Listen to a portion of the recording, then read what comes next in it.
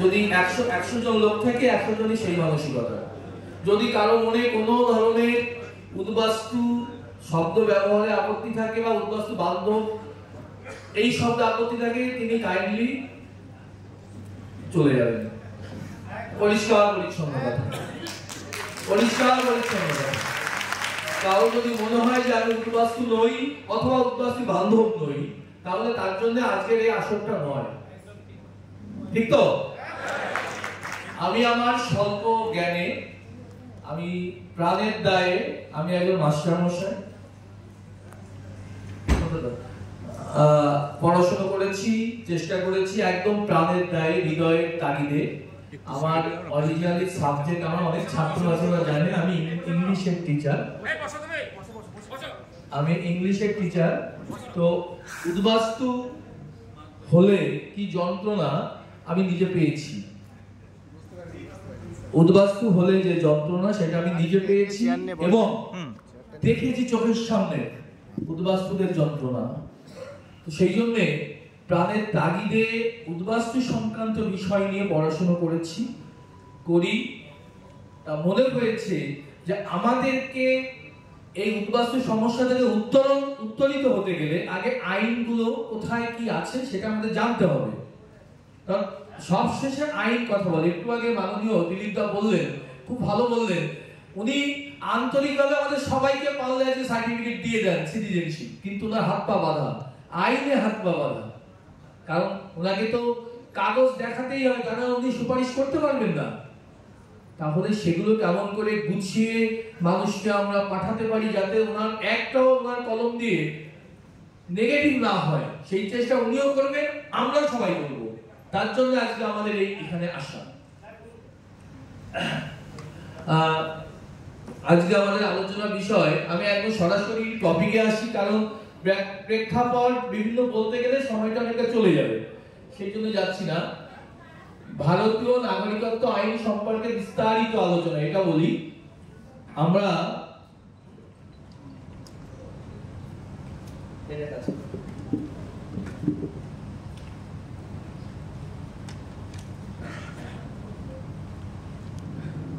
প্রথম আমাদেরটা হচ্ছে ভারতীয় নাগরিকত্ব আইন সম্পর্কে বিস্তারিত আলোচনা। দেখা যাচ্ছে না সবার কাছে?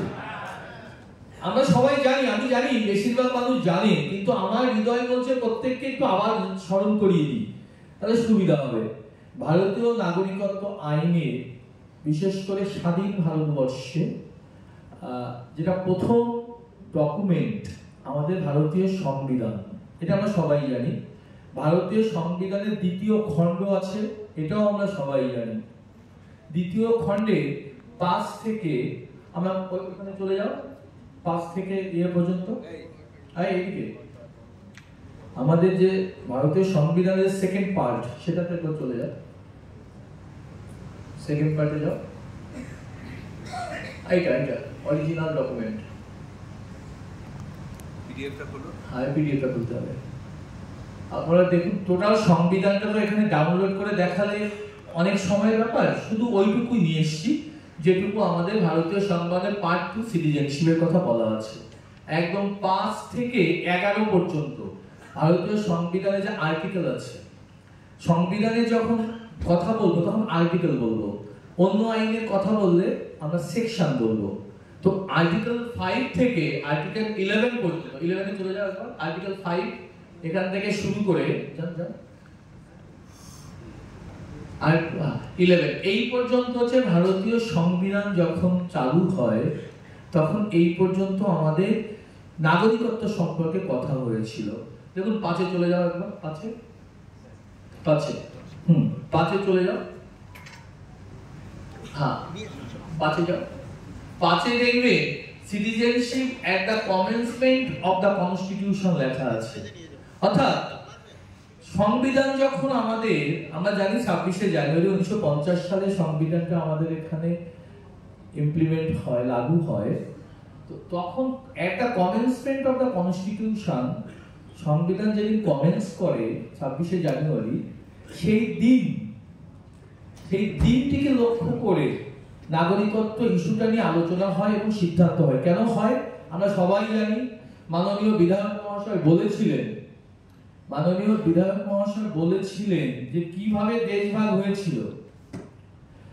প্রচন্ড পরিমাণে রিফিউজি বা পপুলেশন এক্সচেঞ্জ হচ্ছিল, একটা টার্মোইল অবস্থা। তখন সংবিধান প্রণেতারা কনস্টিটিউয়েন্ট অ্যাসেম্বলিতে যারা মেম্বার ছিলেন ওনারা বিব্রত ছিলেন কেমন করে নাগরিকত্ব নির্ধারণ করব। তার জন্য সাময়িকভাবে সেই সময় ভারতীয় নাগরিকত্বটাকে আপাতত সংবিধান চালু করার জন্য 5 থেকে 11 ধারা পর্যন্ত একদম কমেন্সমেন্টের জন্য ওই সময়ে কারা নাগরিক বেসিক্যালি সেইটা ঠিক করার জন্যই এই কনস্টিটিউশনের পার্ট 2 তে 5 থেকে 11 ধারা পর্যন্ত করা হয়েছিল। যারা একটু বোরিং লাগবে কারণ আইন তো একটু আমি আপনাদের মতো করে বোঝানোর চেষ্টা করছি। সেখানে আপনারা দেখবেন 19শে জুলাই, যাও নিচে যাও, 6 এ যাও, 6 এর একটু নিচে আসো, যাও যাও,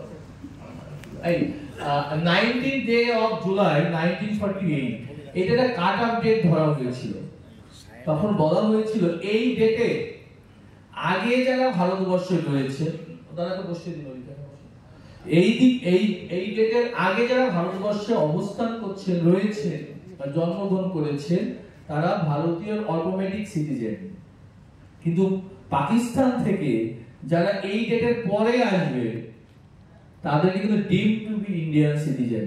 আমি আইনের কচকচানিতে যাচ্ছি না, তাদের কি করতে হবে সহজ কথা, এসে সেটেলমেন্ট চাইতে হবে, অর্থাৎ গভর্নমেন্টকে বলতে হবে যে আমি পাকিস্তান থেকে এসেছি, ভারতের নাগরিকত্ব চাই। আমি কি বোঝাতে পারছি? আইনের কথা বলছি, বাস্তবে কি ঘটেছে সেটা পরে মেলাবো আমরা। তাহলে 19 জুলাই 1948 সালের পরে যারা ভারতবর্ষে এসেছেন পাকিস্তান, তখন তো বাংলাদেশ ছিল না, তখন তাদেরকে কি করতে হতো, তাদেরকে রেজিস্ট্রেশন নিতে হতো নাগরিক হিসাবে। দেখবেন এখানে অনেকেরই আত্মীয় স্বজন বাড়িতে আছে, সিটিজেনশিপ সার্টিফিকেট আছে 60 সালের, 65 সালের, 71 সালের, 84 সাল পর্যন্ত হয়েছে, ম্যাক্সিমাম 82 সালে বন্ধ হয়েছিল, দু একটা জায়গায় ছিল। তো তখন কি করতে হতো, 6 মাস থাকতে হতো, রিফিউজি সেটেলমেন্ট হতো, বর্ডার দিয়ে আসতে গেলে বর্ডার স্লিপ, সেটেলমেন্ট স্লিপ, অনেক কিছু পাওয়া যেত না, রিহ্যাবিলিটেশন।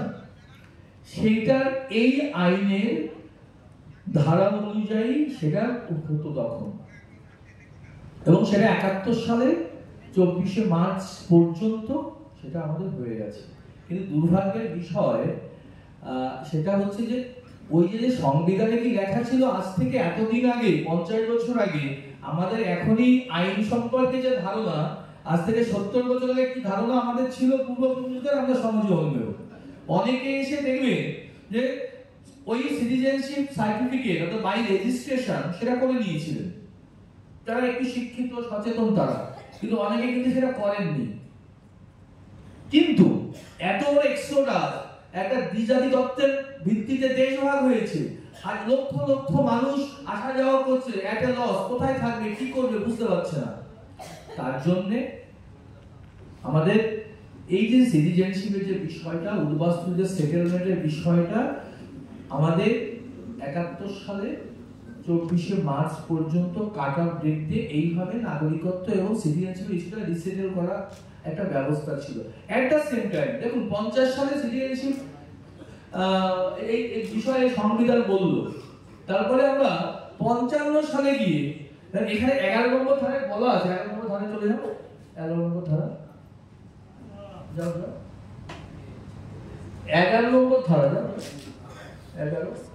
11 নম্বর ধারায় লেখা আছে parliament to regulate the right of citizenship by law. বলে দেওয়া হলো যে এই নাগরিকত্ব আইনটা তাৎক্ষণিক করা হলো, পার্লামেন্টকে অধিকার দেওয়া হলো ভবিষ্যতে পার্লামেন্ট নাগরিকত্ব আইন পূর্ণাঙ্গভাবে তৈরি করবে। এই 11 নম্বর ধারা অনুযায়ী, এটা হচ্ছে আমাদের সংবিধানের 11 নম্বর ধারা। এই ধারা অনুযায়ী ভারত সরকার তাদের পার্লামেন্টে সংসদে সিটিজেনশিপ অ্যাক্ট পাস করলো। সেটা কত সালে? 1955 সালে। যাও ওদিকে চলে যাও, 1955 সালে সিটিজেনশিপ অ্যাক্ট 1955 দেখিয়ে দাও। 1955 সালে, আমি এটা বিস্তারিত যাচ্ছি না কারণ আমাকে সিএ নিয়ে কথা বলতে হবে সবথেকে বেশি, সেই জন্য খুব দ্রুত আমি একটা ওভারভিউ দিয়ে যাচ্ছি। 1955 সালে, এটা বের করো, সিটিজেনশিপ অ্যাক্ট 1955, একদম পরিপূর্ণ একটা নাগরিকত্ব আইন তৈরি করা হলো। আমাদের এখনো কিন্তু ভারতবর্ষের সিটিজেনশিপ নিয়ন্ত্রিত হয় 1955 সালের সিটিজেনশিপ অ্যাক্ট অনুযায়ী। 1955 সালের সিটিজেনশিপ অ্যাক্ট অনুযায়ী ভারতবর্ষে এখনো নাগরিকত্ব এবং নাগরিকত্ব ছেড়ে দেওয়া বা নাগরিকত্ব ডিপ্রাইভেশন যাই হোক পাওয়া সবকিছু কিন্তু আমাদেরকে এই 1955 সালের সিটিজেনশিপ অ্যাক্ট অনুযায়ী হয়। তাহলে স্যার সিএএ 2019 জিনিসটা কি? এর একটা সংশোধনী, এবং বারবার এখনো পর্যন্ত 1955 সালের সিটিজেনশিপ অ্যাক্ট হওয়ার পরে ভারতবর্ষে এখনো পর্যন্ত 6 টাইমস সবার সিটিজেনশিপ অ্যাক্ট অ্যামেন্ডেড হয়েছে, পরিবর্তিত হয়েছে। লাস্টতম অ্যামেন্ডমেন্ট হচ্ছে 2019 সালের সিটিজেনশিপ অ্যামেন্ডমেন্ট অ্যাক্ট। তার আগে কিন্তু আমাদের এই সিটিজেনশিপ অ্যাক্ট সম্পর্কে একটু আমাদের জানতে হবে। আমরা যেমন সংবিধানের ব্যাপারটা একটু খুব দ্রুত চলে গেলাম, কিন্তু 1955 সালের সিটিজেনশিপ অ্যাক্ট সম্পর্কে আমাদের একটু জানতে হবে, তাহলে কনফিউশন এসে যাবে। সিটিজেনশিপ অ্যাক্ট দেখাও 3 নম্বর, very good. Citizenship by birth. আমাদের যারা মানে আমরা যারা উদ্বাস্তু বাংলাদেশ থেকে আসি, পাকিস্তান 71 সালের আগে এসেছি, আমরা সবাই না বাঁচার জন্য আইনটাকে নিজের মতো করে পেতে চাই, এবং যেমন করে আমার সুবিধা হয় আমার পক্ষে তেমন করে ব্যাখ্যাও করতে চাই। এটা হিউম্যান টেন্ডেন্সি, যে আমার পক্ষে আমি ব্যাখ্যা করে ব্যাপারটাকে সুন্দর করে উপস্থাপনা করবো বা ব্যবহার করবো। অ্যাকুইজিশন অফ সিটিজেনশিপ অ্যাক্ট 3 নম্বর ধারায় citizenship by birth. Citizenship by birth প্রথম যখন চালু হয়, এর অনেক স্কলাস্টিক আলোচনা আছে। কিসের ভিত্তিতে সিটিজেনশিপ হওয়া উচিত? বার্থের, জন্মের ভিত্তিতে সেটা বেশি অগ্রাধিকার পাবে, নাকি তার পূর্ব বংশানুক্রমিক সিটিজেনশিপ অগ্রাধিকার পাবে? এটা নিয়ে আমাদের কনস্টিটিউয়েন্ট অ্যাসেম্বলিতে মারাত্মক ডিবেট হয়েছিল। যারা একটু পড়াশোনা করেন আপনারা অবশ্যই জানেন সেটা, যে জন্মের ভিত্তিতে আজকে একটা শত্রু দেশের লোক এখানে মিলিটারি চলে আসলো, তার কোনো কারণে এখানে একটা সন্তান হলো, সে কি হয়তো নাগরিকত্ব পাবে? যদি জন্মসূত্রে নাগরিকত্ব হয়, নাকি যার পূর্বপুরুষ ভারতবর্ষে বসবাস করেছিল দীর্ঘদিন যুগ যুগ ধরে, ভারতের সংস্কৃতির সঙ্গে যার যোগ রয়েছে, একাত্মতা রয়েছে, তার অধিকার আগে? এটা নিয়ে কনস্টিটিউয়েন্ট অ্যাসেম্বলিতে ঝড় বয়ে গিয়েছিল। সেটা ওই যখন সংসদের যখন আমাদের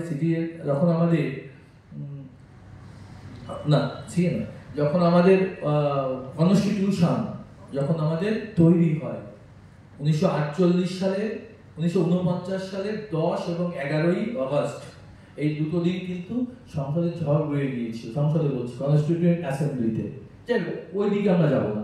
আমরা এখানে বলবো যে কেন সিটিজেনশিপ বাই বার্থ। আজকে যদি কোনো বাচ্চা ভারতবর্ষে জন্মগ্রহণ করার অধিকারে সে ভারতবর্ষের নাগরিক নয়। এই আইন অনুযায়ী, বাই বার্থ আইন অনুযায়ী ভারতবর্ষে কোনো বাচ্চা আজকে জন্মগ্রহণ করলে এই জন্মগ্রহণ করাটাকে তাকে সিটিজেনশিপ রাইট দেওয়া হচ্ছে না। কে বলছে এটা? এটা সিটিজেনশিপ অ্যাক্ট দেখেন 3 নম্বর ধারা বলছে। এটা আমাদের বানানো কোনো কথা নয়, এখানে লেখা আছে দেখুন, 1987 সালের 1 জুলাইয়ের আগে যাদের জন্ম, অর্থাৎ আমাদের সংবিধান রচনা থেকে 87 সালের 1 জুলাইয়ের আগের দিন পর্যন্ত, 1 জুলাই কিন্তু ইনক্লুসিভ নয়, এক্সক্লুসিভ। 1 জুলাইয়ের আগে যাদের জন্ম, শুধু জন্মগ্রহণ করলেই তিনি ভারতের নাগরিক। কারণ সংসদে আমাদের যখন হয়, আমাদের কনস্টিটিউশন হয়, তখন কিন্তু এটা নিয়ে তর্ক হয়েছিল এবং এরাই জিতে গিয়েছিল এই মতটা, যে জন্মগ্রহণ করলেই ভারতের নাগরিক। সেই জন্য 1987 সালে 1 জুলাইয়ের আগের দিন পর্যন্ত যারা জন্মগ্রহণ করেছে, জন্মগ্রহণ করলেই তারা ভারতের নাগরিক। এই পর্যন্ত কি আমি বোঝাতে পারছি আপনাদেরকে? বোঝা যাচ্ছে তো? হ্যাঁ, বেশ। তাহলে তার আগে বাবা মার কোনো অবস্থান, তার পূর্বপুরুষ এই গল্পটার কোনো দরকার ছিল না, জন্মগ্রহণ করলেই ভারতের নাগরিক। এবার দেখেন এই সিএ দেখুন কাজে লাগবে, এটা যদি আপনারা মনে রাখেন, সিএ যখন বলবো তখন খুব সহজ হয়ে যাবে। অর্থাৎ ধরুন আমার বাবা 1975 সালে বাংলাদেশ থেকে এসেছিলেন, আসার পরে আমার 1973 সালে জন্ম হলো, তাহলে কি ভারতের নাগরিক? বাবা তো উদ্বাস্তু হয়ে এসেছিল, বাবা মা, তাহলে কি ভারতের নাগরিক হব নাগরিক? কারণ সংবিধান তাই বলছে। 87 সালের 1 জুলাই আগে যাদের জন্ম ভারতবর্ষের বাচ্চার যদি জন্মের প্রমাণ দিতে পারি তাহলে তিনি ভারতের নাগরিক, তার জন্য সিএ করার কোনো প্রয়োজন নেই। আজকে জন্ম হলো সেও ভারতবর্ষের নাগরিক। দাদা আপনি পরে বলবেন, এইভাবে মাঝখানে কথা বলবেন না, আপনি ল জেনে কথা বলবেন, আপনি ল জেনে কথা বলবেন। আচ্ছা 1 মিনিট, হ্যাঁ, যাদের যদি আমাদের কথা যদি মুখে শুনুন, প্রত্যেককে যুক্তি দিয়ে কথা বলতে হবে, এখানে আইন ধরে কথা বলতে হবে, গায়ের জোরে কথা বললে হবে না। আচ্ছা দেখুন তারপরে কি হয়েছে, তারপরে বলা হয়েছে 1 জুলাই, ওটা চলে যাবো বাংলা লেখা যেটা আছে, বাংলায় তুমি খুব ক্যাটাগরিক্যালি লিখেছো, দেখেন আমরা ওইটা থেকে আমরা এক্সট্রাক্ট করেছি। দেখুন তারপরে 1 জুলাই 1987 থেকে 2 ডিসেম্বর 2004 সালের 2 ডিসেম্বরের মধ্যে যাদের জন্ম, তাহলে ভারতবর্ষে যাদের জন্ম, সে এবং তার পিতামাতার যে কোনো একটা ভারতীয়ত্ব নাগরিক প্রমাণ থাকলে যে তার পিতামাতা কিন্তু ভারতের, তাহলে কিন্তু তিনি ভারতবর্ষের নাগরিক। সেকেন্ড স্টেপে বললাম, প্রথম হচ্ছে জন্মগ্রহণ করলেই হলো 87 সালের 1 জুলাইয়ের আগে। সেকেন্ড স্টেপ কি আছে? সেকেন্ড স্টেপ আছে 1 জুলাই থেকে 2 ডিসেম্বর 2004 এর মধ্যে যে সমস্ত ভারতবর্ষে যাদের জন্ম, শুধু জন্মগ্রহণ করলেই হবে না, তার সঙ্গে বাবা অথবা মায়ের কারো একজন ভারতীয় নাগরিক তার একটা সাপোর্টিং ডকুমেন্ট থাকতে হবে, তাহলেই তিনি ভারতবর্ষের জন্মসূত্রে নাগরিকত্ব তার কনফার্ম হলো। এই পর্যন্ত পরিষ্কার তো? যদি কারো কোনো কোশ্চেন থাকে, গায়ের জোরে কথা বললে কাইন্ডলি তাকে আমি চলে যেতে বলবো, কারণ আইন দেখিয়ে কথা বলতে হবে, মানে আবেগের বশে কথা বলতে হবে না। আবেগ তো আমি জানি এখন জন্মগ্রহণ করলো ভারতের নাগরিক, এটা আবেগ বলে, বাট ল কি বলে সেটা নিয়ে কথা বলছি আমরা। সেখানে একদম সিটিজেনশিপ অ্যাক্ট এখানে তুলে দেওয়া আছে, সেটা ধরতে গিয়ে কথা বলতে হবে। নেক্সট এবার প্রশ্ন আরেকটা ফেজ আছে। প্রথম ফেজ তো চলে গেল 87 সালের 1 জুলাই, পরের ফেজ শেষ হয়ে গেল কবে? 2 ডিসেম্বর 2004। 2004 এর পরে কি আছে আমাদের আইনে? 2004 এর 2 ডিসেম্বরের পরে যাদের জন্ম ভারতবর্ষের মাটিতে, তাদের কি লাগবে? আগে ছিল শুধু বাবা মার যে কোনো একজন, এখন আইনে বলা হচ্ছে বাবা মা দুজনকেই ভারতের নাগরিক হতে হবে। আর একটা অপশন আছে, ওয়ার আছে, তাতে কি বলা আছে যে একজন ভারতবর্ষের নাগরিক আর একজন ইললিগাল মাইগ্রেন্ট অর্থাৎ অনুপ্রবেশকারী হবে না। তা আমার মনে হয় আমাদের সবাই সাধারণ মানুষ, এখানে আইনের বেশি গভীরে গেলে কনসেপশনটা ঘুরে যাবে, যেটা আমি ওর ভেতরে ঢুকবো না, যে আর একজন ইললিগাল মাইগ্রেন্ট হবে না, তাহলে কে হবেন তিনি? এই যে ব্যাখ্যা তো আছে সেটা আমরা ঢুকতে চাইছি না। অর্থাৎ আমরা ধরে নিই প্রথম অপশনটা, বাবা মা দুজনেই ভারতবর্ষের নাগরিক হতে হবে, তাহলেই এই ভারতবর্ষে জন্মগ্রহণ করলে নরমালি ভারতের নাগরিক হিসাবে সিটিজেনশিপ অ্যাক্ট 1955 সাল সেটা বলছে। ঠিক আছে এই পর্যন্ত?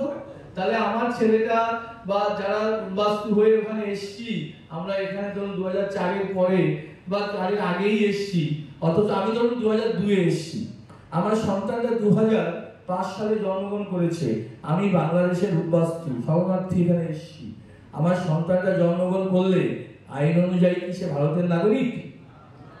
আইন তো তাই বলছে, তাই বলছে তো। আমি আগে আইনটা কঠিন কঠিন কথাগুলো বলি, এর থেকে উত্তর হলে রাস্তা পরে বলবো আমরা। আগে তো আমাকে ট্রুথ জানতে হবে, রিয়ালিটি জানতে হবে, পলিটিক্যাল কারণে, ব্যক্তিগত কারণে, নিজের পছন্দ অপছন্দের কারণে মতামত দেওয়ার জায়গা নেই। আইনে যা আছে সেটা বলবো, তারপরে এখানে উত্তরণের রাস্তা কি আছে সেটা আমরা আলোচনা করবো। ঠিক আছে তো? এবার 3টা চলে যাও, এটুকু বলে আর কিছু বলার দরকার নেই, তারপরে চলে যাও ওই 1তে চলে যাও। 6 এ চলে যাও, 5 এ চলে যাও।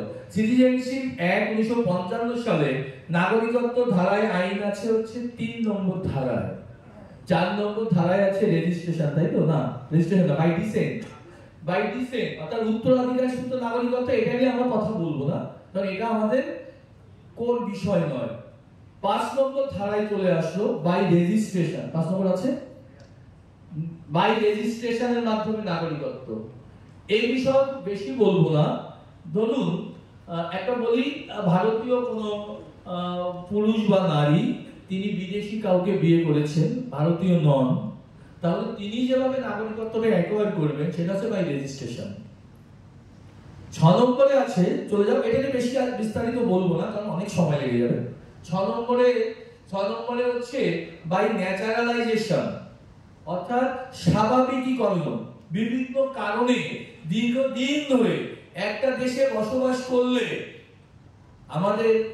আমাদের আইনে, সিটিজেনশিপ অ্যাক্টে আছে, তারা ভারতীয় নাগরিকত্ব দাবি করতে পারে, নাগরিকত্ব পেতে পারে। 6 নম্বর ধারায় হচ্ছে তাই। 6 নম্বরে A, it is specially for Assam. তো 6 নম্বরে অনলি অ্যাপ্লিকেবল ফর আসাম, এটা আমাদের আলোচ্য বিষয় নয় আজকের দিনের জন্য, সেজন্য এটা আমরা আলোচনার মধ্যে আনবো না। তারপরে 6B, সেই বহু চর্চিত সেই আইন, 6B ধারায়, 6 হচ্ছে স্বাভাবিকীকরণ, ন্যাচারালাইজেশনের মাধ্যমে হওয়ার কথা, ওটা হচ্ছে ব্রড স্পেকট্রামে। 6A হচ্ছে অনলি ফর আসাম। এবার চলে আসে 6B তে। 6B কাদের জন্য? 6B অনলি ফর, আমি আর দুটো দেশের কথা বলবো না, সময় নষ্ট হয়, পাকিস্তান এবং আফগানিস্তান, তো আরো 6খানা ধর্মীয় সম্প্রদায়ের কথা বলা হয়েছে। আমি 5টা আর বলবো না সংক্ষিপ্ত করার জন্য, সবাই জানি সেই জন্য বলছি। তাহলে সেখানে লেখাও আছে, দেখুন, হিন্দু, শিখ, বৌদ্ধ, জৈন, পার্সি, খ্রিস্টান, আর 3টে দেশ এখানে ইনক্লুডেড, পাকিস্তান, আফগানিস্তান আর বাংলাদেশ। আমরা এখন সংক্ষিপ্ত করার জন্য হিন্দু বলবো আর বাংলাদেশ বলবো, তাহলে আমাদের আলোচনা সুবিধা হবে। এখানে বিস্তারিত বলা আছে এই আইনটা কি আছে। তো এই আইনটা একমাত্র আইন, পৃথিবীর কোন দেশে ইললিগাল মাইগ্রেন্টকে নাগরিকত্ব দেওয়া হয় না, হয়নি এখনো আজকের দিন পর্যন্ত। এই আইনে একমাত্র বলা আছে, পাসপোর্ট না নিয়ে আসলো বা পাসপোর্টের ভিসা ডেট ওভার হয়ে গেল, বাংলাদেশের হিন্দুদের নাগরিকত্ব দেওয়ার প্রভিশন আছে। শুধু তাই নয়, আমাদের যে এতদিন পর্যন্ত 19 সালের এই আইন হওয়া পর্যন্ত আমাদের যে বাংলাদেশ থেকে আসলে হিন্দুদের অবৈধ অনুপ্রবেশকারী বলা হতো এই আইনের বলে, সেটাকেও নস্যাৎ করে দেওয়া হয়েছে। আমরা কেউ অবৈধ অনুপ্রবেশকারী নয় এই আইন অনুযায়ী। আমি সব বিস্তারিত যাবো, আইনের পরে যাচ্ছি। এতটা সুন্দর একটা আইন এবং এর পরতে পরতে ম্যাজিক আছে। আসলে কি হয়, যাকে আমি শত্রু মনে করি বা যাকে আমি বিশ্বাস করি না বা অচেনা লোক, সে যে হঠাৎ করে বুকে জড়িয়ে ধরে বলে বাবা তোমায় কতদিন দেখি না, কেমন আছো, তখন না অবিশ্বাস হয়। ও আবার পেটে বোমার মতো বেঁধে রাখেনি তো, আত্মঘাতী না তো, উড়িয়ে দেবে না তো। আমাদের কিন্তু সেই অবস্থা বেশিরভাগ মানুষের, যে এত বড় আইন, এত সুন্দর আইন হতে পারে। এতদিন আমাদেরকে ইললিগাল মাইগ্রেন্ট কথাটা তুলে দেওয়া হলো। কোথায় তুলে দেওয়া হলো? ওই সেপ্টেম্বরে চলে যাও, 15 সালে সেপ্টেম্বরে কোথায় চলে যাও, 15 সালে সেপ্টেম্বরে চলে যাও, 6B নয়, 15 সালে সেপ্টেম্বরে, 7 সেপ্টেম্বর, 7 সেপ্টেম্বর যাও, কোথায় আছে? এই যে হ্যাঁ না পড়েন না ওটা না, এটা দিয়ে দিয়েছে নিচে যাও। এই যে দুটো নোটিফিকেশন করলো 15 সালের 7 সেপ্টেম্বর। দাদা বলেছে ঠিক করে দাও, 15 সালের 7 সেপ্টেম্বর দুটো নোটিফিকেশন হয়েছে। একটা notification passport entry into India act, আরেকটা নিচে চলে যাও, আরেকটা হচ্ছে ফরেনার্স অ্যাক্ট, যা দিয়ে আমাদেরকে জালে জড়াতে এতদিন, আজকেও জড়াচ্ছে, আমরা আইন জানি না বলে, যা দিয়ে আমাদেরকে উদ্বাস্তুদের ইনফিল্ট্রেটর বলে জালে জড়ায়। আপনারা সবাই জানেন বারাসাতে বিভিন্ন জায়গায় কিভাবে ধরছে, আমরা সবাই জানি, ওর মধ্যে ঢুকবো না, আইনটাকে বলে দিচ্ছি। হ্যাঁ দেখুন, এই যে 686 আর তার উপরে 685 দুটো এনএইচ এর নোটিফিকেশন আছে। দুর্ভাগ্যের বিষয়, নোটিফিকেশনটা শুধু ওদের ওয়েবসাইটে থেকে গেছে, তাদের জন্য তারা জানতে পারেনি। এটা আমাদের জন্য দুর্ভাগ্য এবং আমাদের ব্যর্থতা। আমাদের জন্য নোটিফিকেশন কে করেছে? ভারত সরকার, কিন্তু আমরা কিন্তু কেউ জানতে পারিনি, আমাদের জানানোর ব্যবস্থাও হয়নি, আমাদের দিক থেকে আমরা জানার চেষ্টাও করিনি। দুই তরফেরই আমাদের কোথাও একটা কমিউনিকেশন গ্যাপ আছে, যাকে আমি ওর মধ্যে ঢুকবো না, বলেছি এখন বলছি। নোটিফিকেশনে বলা হয়েছে, দেখুন, examination of certain class of foreigner, এই যে নোটিফিকেশনে 3 examination of certain class of foreigners, ওদেরকে এক্সাম করা হয়েছে কোথা থেকে? ফরেনার্স অ্যাক্ট থেকে। এই যে ফরেনার্স অ্যাক্ট 1946 দেখেছেন তো, ওখান থেকে এক্সাম করে দেওয়া হয়েছে, এদেরকে আর ইলিগাল মাইগ্রেন্ট বলা যাবে না, এই কথাটা বলা হয়েছে। আমি অনেক থানায় গেছি, ওসিকে জিজ্ঞেস করেছি আপনি বাংলাদেশি বলে ধরলেন কেন? এই ভদ্রলোক তো 15 সালের নোটিফিকেশন অনুযায়ী 14 সালের 31 ডিসেম্বরের মধ্যে আছে, লেখা আছে 31 ডিসেম্বর 2014, দেখেন লেখা আছে। এই যে এর মধ্যে যদি আসে না প্রমাণ দিতে পারে, আপনি তাকে ধরতে পারেন না। এবার ওসি সাহেব বা যিনি ডিউটি অফিসার আমটা করে, এটা তো দিল্লি থেকে দিয়েছে, আমাদের সরকার তো দেয়নি, ইত্যাদি ইত্যাদি অনেক এক্সকিউজ দেখানোর চেষ্টা করে। আমি বললাম যে আপনি তো মাইনে পান, আর সিটিজেনশিপ তো স্টেট সাবজেক্ট নয়, এটা হচ্ছে ইউনিয়ন সাবজেক্ট, সেন্ট্রাল সাবজেক্ট। আপনাকে এটা জানতে হবে, এটা নিন, রিসিভ করুন, তারপরে কেস করুন তার নামে, দেখি আপনাকে কি করা যায় দেখে নিচ্ছি। এটা বলার পরে ভয় পায়, ভয় পেয়ে ছেড়ে দেয়। কিন্তু এটা বলতে হবে সবাইকে, সবাইকে জানতে হবে, শুধু গায়ের জোরে কথা বলতে হবে না। আমরা ভাই উপাস্তু, আমাদের তো একটা কমন হেরিটেজ আছে, স্বাধীনতা যুদ্ধে আমরা অংশগ্রহণ করেছি, এগুলো শুধু বললে শুনতে ভালো লাগে, কিন্তু কাগজ কলমে তো আমাকে সেটাকে দেখাতে হবে। তাই দেখেন এখানে আছে, এটা আমরা সবাই, আমাদের যে গ্রুপ আছে না বাংলার ঐক্য মঞ্চ, ওইখানে আমরা শেয়ার করে দেবো। হ্যাঁ তাই তো, শেয়ার করে কাছে রাখবে। একটা জিনিস মনে রাখবেন, ভয় পেলে কিন্তু ভয় দেখাবে, ভয় পাবেন না। আইন আমাদের সঙ্গে আছে। এবং কে দিয়েছে এই সার্কুলারটা? MHA, ministry of home affairs, central government 15 সালের 7 সেপ্টেম্বর এই নোটিফিকেশন করেছে। তাহলে ইলিগাল মাইগ্রেন্ট তকমা চলে গেল। আমার ভাই যে করেছে আইন, তাকে আমি পছন্দ করি না, ব্যক্তিগত হতেই পারে, ব্যক্তিগত মতামত, কিন্তু এই আইনটা তো আমার পক্ষে হয়েছে নাকি? তাহলে আইনটা আমার তো মানতে অসুবিধা হওয়ার কথা নয়। তাহলে এইটা এই আইন নয়, এটা সার্কুলার জিও, গভর্নমেন্ট অর্ডার। বুঝে গেছেন তো আপনারা? প্রাথমিক ভিত্তি হচ্ছে we are not illegal migrant. আমরা যারা 14 সালের 31 ডিসেম্বরের মধ্যে ভারতবর্ষে ইন করেছি, পরিষ্কার পরিষ্কার তো, এই অর্ডারটা আমরা দিয়ে দেবো, এমএইচ এ অর্ডার করে।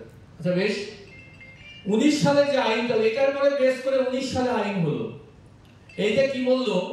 এটা বলা হলো যে ফরেনার্স অ্যাক্ট থেকে এক্সাম করা হলো, পাসপোর্ট অ্যাক্ট থেকে, passport entry into India act 1920 সালে, এখান থেকে এক্সাম করা হলো। বাংলাদেশি যারা মানে এখানে আসি আমরা, সে মুসলমান আসুক, অনুপ্রবেশকারী আসুক, হিন্দু আসুক, শিখ আসুক, এই আইনের ধারাই ধরে, ফরেনার্স অ্যাক্ট আর পাসপোর্ট অ্যাক্ট। ওই দুটো আমাদের জন্য কিন্তু এক্সাম করে দিল, হিন্দুদের জন্য। পরিষ্কার বোঝা গেছে তো? তা করে দেওয়ার পরে এবার এটা একটু বসে থাকতে হবে না, লোকগুলো খাবে কি?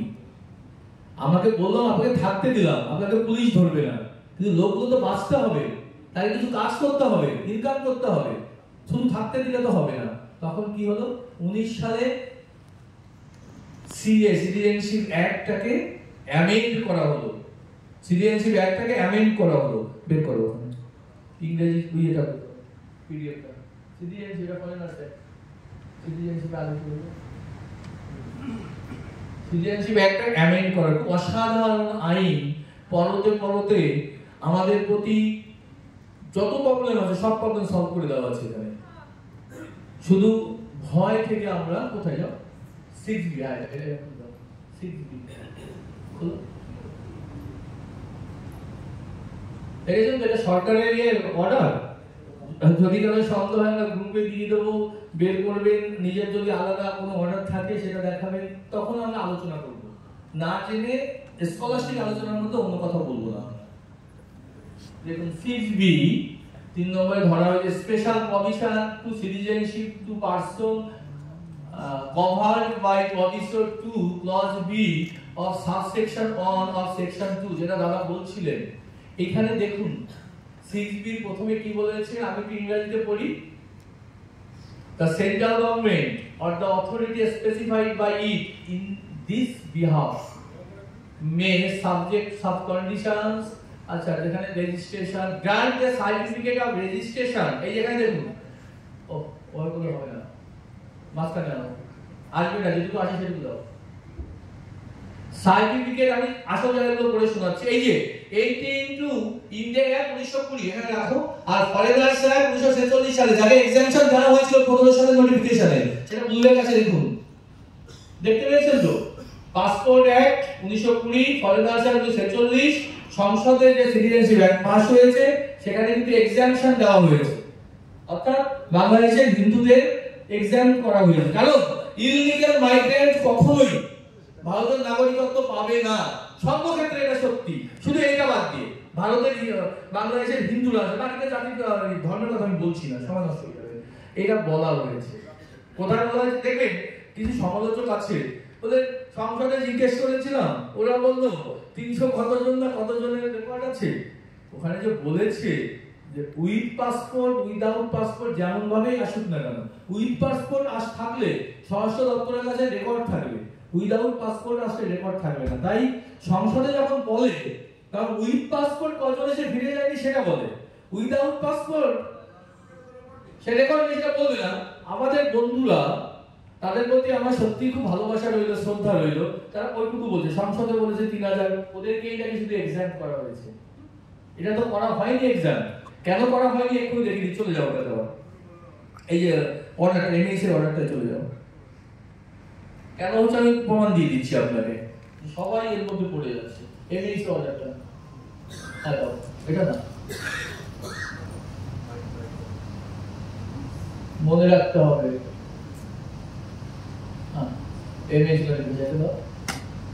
কষ্ট হচ্ছে তোমাদের, কিন্তু ওনাদেরকে দেখানোর স্বার্থে এটা বলতে হবে না।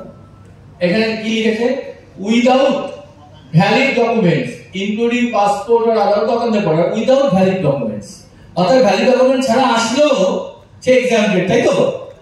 যতটুকু লেখাপড়া শিখেছি তার তো মানে তাই দাঁড়ায়। কাদের কাদের এক্সাম করা হয়েছে, দুই ধরনের লোককে, ক্যাটাগরির লোককে। একটা হচ্ছে উইদাউট ভ্যালিড ডকুমেন্ট, আমাদের দাদা অসীমদা, আমি আর এগুলো বলি না, উনি উপস্থিতের নেতা, আমি সেইভাবে বলতে ভালোবাসি না একদমই। তো দেখেন উইদাউট ভ্যালিড ডকুমেন্ট, দাদা বারবার ইউটিউবে গল্প খাটা, এটা তো দাদাকে বলবো, দাদা এই ডকুমেন্ট গুলো আপনি ইউটিউবে দিয়ে দেবেন, একদম আপলোড করে দেখিয়ে দেবেন। উইদাউট ভ্যালিড ডকুমেন্ট এবং উইথ ভ্যালিড ডকুমেন্ট, যে কোনো ভাবে আসলেই তার এক্সাম্পল, রাইট? তাই তো লেখা আছে এখানে। তাহলে ওরা যে সমালোচনা করে বিভিন্ন লোক, বিভিন্ন ধরনের স্পেশাল তাদের আকৃতি শারীরিক অনেক ভুলভাল কথা বলে, সেটা কিন্তু ঠিক নয়। আমি কারণ নাম ভাবে বলবো না তো, বুঝেছেন তো? এই জায়গায় উইদাউট ভ্যালিড ডকুমেন্ট আর উইথ ভ্যালিড ডকুমেন্ট যেভাবেই আসুক তারা এক্সাম্পটেড, ঠিক আছে তো? তাহলে 19 সালে যে আইনটা হয়েছে কাদের জন্য আইন হয়েছে? যারা পাসপোর্ট নিয়ে এসেছিল তাদের জন্য না, সবার জন্য, সবার জন্য। তাহলে কেন ইউটিউবে সব বললে আমরা ভয় পাচ্ছি? কেন ভয় পাচ্ছি? ভয় নিয়ে পরে আলোচনা করবো, কেন ভয় আসে, ভয় কি করে কাটাতে হয়। আচ্ছা নেক্সট, এই ভয় কাটানোর প্রাথমিক শর্ত হচ্ছে আইনটা জানা, নিজের চোখে দেখা। লিডন বাবু কি বললো সেটা বিশ্বাস করতে হবে না, আপনি আইনটা নিজের চোখে দেখুন, দেখে নিজে অনুভব। চলে যাও সিটিজেনশিপ অ্যাক্টে চলে যাও, আমাদের এই সিএ তে চলে যাও। সিএ ব্যাখ্যা দিতে গিয়ে এটা বললাম, সিএ তে চলে যাও না, ওটা না আগে চলে যাও, এই সিরিজ চলে যাও, সিরিজ আরে আগেরটা এইটা সিরিজ তে যাও, যাও 6B তে দেখুন বলেছে তাদের কি করা হবে, যাদের এক্সাম্পটেড হয়েছে তাদেরকে certificate of registration and certificate of naturalisation যে কোনো একটা পাবে। 99% সার্টিফিকেট অফ ন্যাচারালাইজেশন পাবে। কারা রেজিস্ট্রেশন পাবে? যারা স্পাউস ভারতীয়। আমাদের 6B ধারার মধ্যেই আসবে, কিন্তু যা ভারত বা আমি বাংলাদেশ থেকে এলাম উদ্বাস্তু হয়ে, আমার কোনো মাথার টিপি নেই তো বাংলাদেশে মেয়ে বিয়ে করতে হবে, তা তো মাথার টিপি নেই। আমি তো ভারতীয় একজন নাগরিককে বিয়ে করতে পারি। তো ভারতীয় নাগরিককে যদি বিয়ে করি 6B ধারায় কেন আসবে? কোন ধারাতেই নেই ইললিগাল মাইগ্রেন্ট নাগরিকত্ব পেতে পারে, একমাত্র 6B ধারায় আছে। সেই জন্য 6B ধারায় আমি পেলাম, আমি উদ্বাস্তু হয়ে এলাম, আমি ইললিগাল মাইগ্রেন্ট থাকলাম না। ভারতীয় কোনো আমার স্পাউস, ওয়াইফ বা হাজবেন্ড, ভাইস ভার্সা যে হবে, তাকে বিয়ে করলে আমরা সার্টিফিকেট অফ রেজিস্ট্রেশন পাবো, একই মূল্য। আর যদি এমন ঘটনা না ঘটে তাহলে সার্টিফিকেট অফ ন্যাচারালাইজেশন পাবো। পরিষ্কার? এবার দেখুন এখানে কি বলেছে, কবে থেকে পাবো? From the date of his entry into India. From the date শব্দ কয়টা খুব অল্প, মানে খুব সহজ, কিন্তু তাৎপর্য গভীর। From the date of his entry into India. From the date of his entry into India মানে কি? যেদিন তিনি এসেছেন বাংলাদেশ থেকে, পাকিস্তান থেকে, সেই দিন থেকে নাগরিকত্ব পাবে। তার মানে কি দাদা? এর ব্যঞ্জনা কি? এই ব্যঞ্জনাটা বুঝলে ভয় 90% কেটে যাবে। From the date of his entry into India, এই শব্দের যদি, এই ফ্রেজের যদি ব্যঞ্জনা বুঝি আমরা, তাহলে ভয় 99% এখনই কেটে যাবে। বাড়ি গিয়ে সবাইকে বলবো এই ভুল হয়ে গেছে, কালকে চলে অ্যাপ্লিকেশন করি। যেদিন তিনি ভারতবর্ষে প্রবেশ করেছেন সেদিন থেকে তার নাগরিকত্ব হবে। তাহলে লাভটা কি, লসটা কি? ধরুন এটা যদি না বলতো, এটা যদি আজকে থেকে from the date of granting of the certificate এরকম যদি হতো, তাহলে কি হতো? তাহলে এতদিন ধরে আমি ধরুন প্রায় 30-40 বছর ভারতবর্ষে অবস্থান করছি, তাহলে আমাদের পেছনের ইতিহাস সব মুছে দিতে হতো। আমি মাস্টার মশাই, আমার ভোটার কার্ড, আধার কার্ড, জমি বাড়ি যা যা কিছু জোগাড় করেছি তার তো কোনো মূল্য থাকতো না, সেটা ভারতীয় নাগরিক হিসেবে পাইনি আমরা, তাই তো? কি যখনই আমি যেদিন থেকে এসছি সেদিন থেকে যখন দিচ্ছে, তাহলে আমার নাগরিকত্ব কবে থেকে চালু হচ্ছে? Please go back to your childhood days, যখন আপনি এখানে এসেছিলেন সেই দিন মনে হয় সেই দিন আপনি ভারতের নাগরিক। তারপর থেকে যা কাগজপত্র, চাকরি বাকরি যা কিছু করেছেন সবই তো কি হলো? ভারতীয় নাগরিক হিসাবে করেছিলেন, রাইট? এই আইনের ব্যাখ্যা হচ্ছে তাই। দেখেন কত মানবিক আইন পৃথিবীতে, কোন নাগরিকত্ব আইনে রেট্রোঅ্যাক্টিভলি নাগরিকত্ব দেওয়া হয় না। যেদিন সই করে গ্রান্টেড হয়, ইস্যু হয়, সেই ইস্যু থেকেই সেই সার্টিফিকেট হয়। এতদিন যা সার্টিফিকেট পেয়েছি তাই তো হয়েছে, কিন্তু এটাকে রেট্রোঅ্যাক্টিভলি দেওয়া হয়েছে পেছন থেকে। কারণটা হচ্ছে জানে প্রাণের তাগিদে, বাঁচার তাগিদে, ধর্ম বাঁচানোর তাগিদে সবকিছু ত্যাগ করে অমানসিক অত্যাচারকে থেকে বাঁচার জন্য মানুষ এখানে এসে কিন্তু বাঁচতে চেয়েছে, বাঁচার জন্য কাগজ তৈরি করেছে। এবং নেতার কাছে যে পা জড়িয়ে ধরে রেশন কার্ড করে নিতেই হবে, রেশন কার্ড পেয়েছি, এ পেয়েছি, তে পেয়েছি, কিভাবে পেয়েছি, কি দেখাতে চেয়েছি, যতদিন পর্যন্ত সার্টিফিকেট পাইনি ততদিন পর্যন্ত আমি সার্টিফিকেট পাইনি, ততদিন পর্যন্ত আমি নিজেকে কি হিসাবে ভারতীয় নাগরিক দাবি করেছি? কি হিসাবে দাবি করেছি আমরা? না, বাই বার্থ ইন্ডিয়ান 3 নম্বর ধারা ক্লেম করেছি আমরা, রাইট? নাগরিকত্ব আইনে 3 নম্বর ধারায় ক্লেম করেছি। নাগরিকত্ব ধারায় 3 নম্বর, নাগরিকত্ব আইনের 3 নম্বর ধারায় বাই বার্থ ওইটা দেওয়ার চেষ্টা করেছি আমরা। কিন্তু ওটা আমার তো ভাই এই পেরিফেরির মধ্যে জন্ম নয়, আমার তো ওই পেরিফেরির বাইরে জন্ম। অতএব ওখানে আমি সব থেকে ভালো জানি যে আমি কাগজগুলো কেমন ভাবে তৈরি করতে হয়েছে, কি পরিচয় দিতে হয়েছে, কোথায় জন্ম, কি এই সমস্ত বলতে হয়েছে। এটা আমাদের ভয়ের জায়গা। আর আমি এতদিন 30 বছর তো ভালোই ছিলাম, একটু দাদা দিদিদের ধরে কাগজপত্র তৈরি করেছি, তাই না? এখন আবার কি উৎকট ঝামেলা, আবার সেই গোড়ায় ফিরে যেতে হবে। একবার একটু সাহস করে গোড়ায় ফিরুন, আপনার কোনো কাগজ, কোনো অধিকার, কোনো রাইটস, কোনো কিছুই কিন্তু আপনার যাবে না। এটা আমি মুখে বললাম, কোথাও লেখা নেই, হয়তো দেখি লেখা আছে কিনা দেখে নিচ্ছি। এখানে বললো from the date of his entry into India, এর অধিকারটাকে আমি একটু বোঝাতে পেরেছি? আমি তো দ্রুত বেরিয়ে যাবো, বুঝতে পেরেছেন তো? অর্থাৎ তাহলে যারা চাকরিজীবী আছেন, যারা ব্যবসা করেন, অনেক কিছু সম্পদের মালিক, তাদের কি ভয় দেখার কারণ আছে? আপনি যেদিন থেকে এসে সেদিন থেকে তো নাগরিক, আইন বলছে, সংসদের আইন বলছে। তারপরে কি বলছে? না হ্যাঁ ওটা বলবো না, যেটা কাজের কথা বলবো। আচ্ছা, এনি কেস পেন্ডিং, দেখুন প্রসিডিং মানে আমাদের বাংলা, আমাদের নরমাল ভাষায় কেস বলি, মানে কোর্টে কোনো কেস যদি থাকে, কোনো প্রসিডিং যদি থাকে, ইজ পেন্ডিং এগেইনস্ট হিম, মানে অ্যাপ্লিক্যান্ট, যিনি অ্যাপ্লিকেশন করেছেন, তাহলে কি হবে? সেটা সেই কারণে, অনেকে দেখবেন, ধরুন আমি একটা চাকরি করি, আমি যদি প্রমোশনের জন্য অ্যাপ্লিকেশন করি, প্রথমে আমার এপিআর চাওয়া হয়, অর্থাৎ আমার এগেইনস্টে কোনো ডিসিপ্লিনারি অ্যাকশন নেওয়া আছে কিনা, কোনো কেস আছে কিনা, তাহলে হয় না। কিন্তু এই অ্যাপ্লিকেশন কেস থাকলেও করা যাবে। অর্থাৎ আমার বিরুদ্ধে অভিযোগ আছে, সেই অভিযোগের জন্য অ্যাপ্লিকেশন করা যাবে না, সেটা কিন্তু হবে না। যাই অভিযোগ থাকে আমাদের কিন্তু অ্যাপ্লিকেশন করার সুযোগ থেকে বঞ্চিত করা যাবে না, এখানে পরবর্তী ধারায় লেখা আছে, ঠিক আছে? তারপরে বলেছেন এইটা দেখুন, shall not be deprived of his rights and privileges, লেখা আছে না? এটা কিন্তু একদম সংসদে যেটা পাবলিশ করেছে, কারণ সেখান থেকে নেওয়া, সেটাই আমাদের ডাউনলোড করা। shall not be deprived of his rights and privileges, যিনি অ্যাপ্লিক্যান্ট তার যা অধিকার, কবে থেকে অধিকার? যেদিন ঢুকেছে, যেদিন থেকে নাগরিকত্ব পাবে, তার কোনো অধিকার এবং তার প্রিভিলেজ মানে সুযোগ কোন জায়গা থেকে তাকে, যেটা to which he was entitled on the date of receipt of his application, অর্থাৎ অ্যাপ্লিকেশন করার জন্য সার্টিফিকেট পাওয়ার দরকার নেই, অ্যাপ্লিকেশন করার জন্য। অর্থাৎ আমাদের মধ্যে ভয় থাকে তো, এতদিন বাইবার দেখিয়েছি, হঠাৎ করে ন্যাচারালাইজেশনের মধ্যে ঢুকবো কি করে, সেই জন্য এই ক্লজটা দেওয়া হয়েছে। এই ক্লজে বলা হয়েছে যে অ্যাপ্লিকেশন করার জন্য, on the ground of making such application, application করার জন্য তাকে কিন্তু কখনোই কোন রাইটস এন্ড প্রিভিলেজ থেকে, অধিকার এবং সুযোগ থেকে বঞ্চিত করা যাবে না। ওই যে বলেছে from the date of his entry into India, সেই ডেট থেকে এই পর্যন্ত যা পেয়েছে কেউ হাত দিতে পারবে না, কোনো কোর্ট হাত দিতে পারবে না। কিন্তু অধিকার তো অর্জন করে দিতে হয়, লড়াই করে দিতে হয়। আমাদের এখানে একটু প্রবলেম আছে, সেটা পরে বলবো। আচ্ছা, চলে যান নিচে।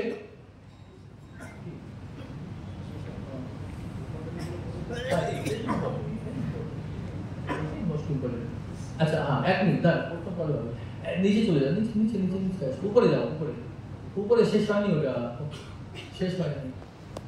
আচ্ছা 6 নম্বর, আচ্ছা দেখো শেষ হয়ে গেছে। তাহলে এই 6B ধারা, এই 6B ধারায় কি কি অধিকার বাংলায় লেখা আছে নয় বুক ডিসপ্লে করে দাও। ওই অ্যাপ্লিকেশন করার পরে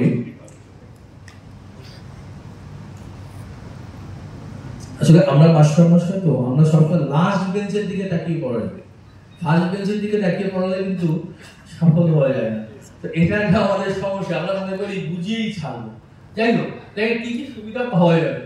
ভারতীয় নাগরিকত্ব আইনে নাগরিক গণ্য হবে ভারতের প্রবেশের তারিখ থেকে, যেটা বললাম, আবেদন অনুমোদনের পর সমস্ত পুরনো অনুপ্রবেশের মামলা বাতিল হবে।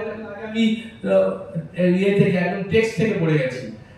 একজন ভারতীয় নাগরিকের মতোই নয়, এটা তারা ভুল, এটা কারেকশন করবে। ভারতীয় নাগরিকের যা প্রিভিলেজ আছে, রাইটস আছে, সেটাই সে পাবে, নাগরিকের মতো নয়। ভারতের প্রবেশের তারিখ থেকে আবেদনের পূর্ব পর্যন্ত প্রাপ্ত সব ধরনের সুযোগ সুবিধা অক্ষুণ্ণ থাকবে। ভারতের প্রবেশের তারিখের কোনো প্রমাণপত্র দিতে হবে না। আর আরেকটা জিনিস, আমি কবে এসেছি তার কিন্তু কোনো প্রমাণ দিতে হবে না, সেটা ডিক্লারেশন। মানে আমি ধরুন বললাম আমার সুবিধার মতো যে আমি 1980 সালে এসেছি, ওটা যদি আপনার কোনো 80 সালে এসেছি তার কোনো প্রমাণ দিতে হবে না।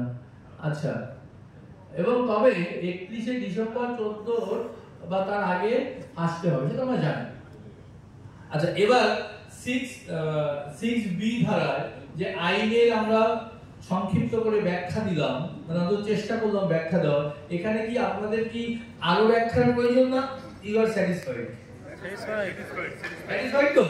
তাহলে আমাকে আগে বাড়তে হবে, সেই জন্যই বলছি। হ্যাঁ, তো তাহলে ভয় কি কেটে যাচ্ছে একটু একটু করে? ভয় থাকছে না তো? আমাদের উদ্বাস্তু মঞ্চের অন্যতম কাজ ভয় কাটানো, ভয় কাটালেই জয় করবো। পরে ওর লাইনে পড়ে যাচ্ছে, মানে নেক্সট অনেকে আপনাকে বলি, মানে বলার লোক সামলাতে পারছি না, আপনাকে বলি যে অনেকের কাছে বাংলাদেশের ডকুমেন্ট আনতে পারছে, তারা সে সাহস পাচ্ছে। অ্যাপ্লিকেশন করতে, এই সংখ্যাটা অনেক আছে। ওটা যেমন আছে ঠিকই এটাও আছে। বেশ, নেক্সট চলে যাও, যাও তো পরে কি আছে দেখো। আচ্ছা এবার দেখুন, আমি যদি বলি লিস্টে বাংলাদেশের কি কি লাগবে সেটা একটা বলি। আপনাদের কি কি লাগবে? স্যার বলেছিলেন বাংলাদেশে, অর্থাৎ যে দেশ থেকে এসছে না বাংলাদেশ থেকে একটা ডকুমেন্ট আপনার অথবা আপনার পূর্বপুরুষের কারো, বাংলাদেশের ডকুমেন্ট সবসময় আপনারা আনতে পারবেন, ধরেন নেসেসারি, কারণ সম্ভব নয়। একটা বাচ্চা 3 বছর বয়সে চলে এসেছে, সে কি করে আনবে? তার বাবা তখন গ্রোন আপ ছিল অথবা ঠাকুরদাদার জমি ছিল। যদি এই কোন ডকুমেন্ট আপনারা আনতে পারেন, দেখেন ভারত সরকার আমাদের এই বিষয়ে আইনগতভাবে কতটা হাত বাড়িয়ে দিয়েছে। ওখানে বলেছে বাংলাদেশের একটা ডকুমেন্ট আপনাকে আনতে হবে, আপনার নয়, আপনার বাবার অথবা আপনার মায়ের অথবা আপনার ঠাকুরদাদার অথবা তারপরের কেউ, কিন্তু সেটা লিঙ্কটা আপনাকে দেখাতে হবে অফিসারকে, যে এই উনি আমার ঠাকুরদাদা, এইটার প্রমাণ আছে, এটা দেখাতে হবে। আইনটা দেখুন, প্রথম দিন থেকে খুব চেষ্টা করে যাচ্ছি, কিন্তু বাস্তবিক কারণে এত সুন্দর মানবিক আইন যখন রুলে আসলো তখন রুলটা একটু কঠিন হয়ে গেল। কেন কঠিন হয়ে গেল? সেদিন দেখছিলাম 2024 সালে যখন রুলটা হয়, রুলটা বেরোনোর পর দিনই অন্তত 30 থেকে 40টা সংস্থা এই রুলের এগেইনস্টে কেস করেছে সুপ্রিম কোর্টে। আপনারা জানেন 19 সালে তো কেস হয়েছিল, 200 খানা কেস হয়েছিল, তাই তো? ধর্ম নিরপেক্ষতার যে বৈশিষ্ট্য ভারতবর্ষে, সেটা নাকি আইনের জন্য ধ্বংস হয়ে যাচ্ছে, তাই তো? এটা ছিল তো সংবিধানের বৈশিষ্ট্য ধ্বংস হয়, ধর্মই থাকছে না, জীবনই থাকছে না। তো যাই হোক, সেটা পরের কথা, ওটা আইনি ব্যাখ্যা, সেটা অন্য একদিন আরো ছোট মঞ্চে অনেক ধরে দিতে হবে, যে কি করে এইটাকে মানে ধর্ম নিরপেক্ষতাকে লঙ্ঘিত হচ্ছে না, সেটার একটা ব্যাখ্যা আছে, লিগ্যাল ব্যাখ্যা, সেটা পরে একদিন দেবো যদি সুযোগ থাকে আমার। দেখুন, অ্যাপ্লিকেশন করতে বাংলাদেশের একটা ডকুমেন্ট আপনি নিয়ে আসবেন, অথবা সম্ভবত স্যার ওটা 24 সালের সেপ্টেম্বরে বলে, স্যার 24 সালের সেপ্টেম্বরে বোধহয় অর্ডারটা বেরিয়েছিল সেন্ট্রাল গভর্নমেন্টের। হ্যাঁ, সেপ্টেম্বরে একটা অর্ডার বেরিয়েছিল, সেখানে বলা হয়েছে যে অগাস্ট মাসে বাংলাদেশের যা অবস্থা, রাজনৈতিক অবস্থা, তাতে মানে আমাদের পোস্টাল ডিপার্টমেন্ট হচ্ছে ইমপ্লিমেন্টিং এজেন্সি, আর মাদার এজেন্সি হচ্ছে মিনিস্ট্রি অফ হোম অ্যাফেয়ার্স, তাদেরই ব্যাপার। তো সেই জন্য পোস্টাল ডিপার্টমেন্টের সাথে দিল্লিতে হোম অ্যাফেয়ার্স এর একটা মিটিং হয়, মেমোরান্ডাম সাইন হয়। এই মেমোরান্ডাম সাইনের পেছনে আমাদের কিছু ভূমিকা আছে, সেটা নাইবা বললাম। আমরা দিল্লি থেকে অফিসাররা এসেছিলেন, এমএইসি হবে, বড় একটা হলে আমাদের মিটিং হয়েছিল, দীপঙ্কর দাদা ছিলেন সেখানে, কিন্তু আমাদের কয়েকগুচ্ছ দাবি ছিল, সেই দাবিটা পরতে পরতে মেনে নেওয়া হয়েছে, আক্ষরিকতা সব মেনে নেওয়া হয়েছে। সেখানে কি বলেছে, 5ই আগস্টের পরে বাংলাদেশ থেকে ডকুমেন্ট আনা সত্যি ভীষণ কঠিন ব্যাপার, কিন্তু আইন সুপ্রিম কোর্টে কে ঝুলে রয়েছে, ঝুলের পরে একটু বিচ্যুতি হলেই আমাদের যে বন্ধুরা আছে যারা বলে এই দেশে জন্ম, এই দেশে থাকলেই সে নাগরিক, আজকে আসলে সে নাগরিক, তারা আবেগের কথা বলে, তারা আইনের কথা বলে না। সেই জন্য গভর্নমেন্ট অফ ইন্ডিয়া এই দুটো ডিপার্টমেন্ট বসে ঠিক করেছে 5ই আগস্টের পরের পরবর্তী সিচুয়েশন ওনারা দেখে বলেছেন জেনুইন কেস যেগুলি আছে, সত্যিকার আনতে যেতে পারছে না, তারা ওখান থেকে সুন্দরভাবে, আমি স্যারকে বলবো আইনের পরিভাষায় হোয়াটসঅ্যাপ কিন্তু অ্যাকসেপ্টেড নয়, অ্যাকসেপ্টেড কিন্তু মেল, ইমেল। তো বাংলাদেশ থেকে যদি ইমেলে পাঠান, মানে আপনার ইমেলে ওদের থেকে ইমেলে পাঠান, তাহলে আরো বেশি সুন্দর হয় এবং আইনসঙ্গত হয়। মানে ওটা হচ্ছে আমাদের যে অ্যাক্ট আছে, আমাদের আইন আছে, আইনে সেটা হোয়াটসঅ্যাপে যদি স্যার গ্রহণ করে, স্যারের মহানুভবতা।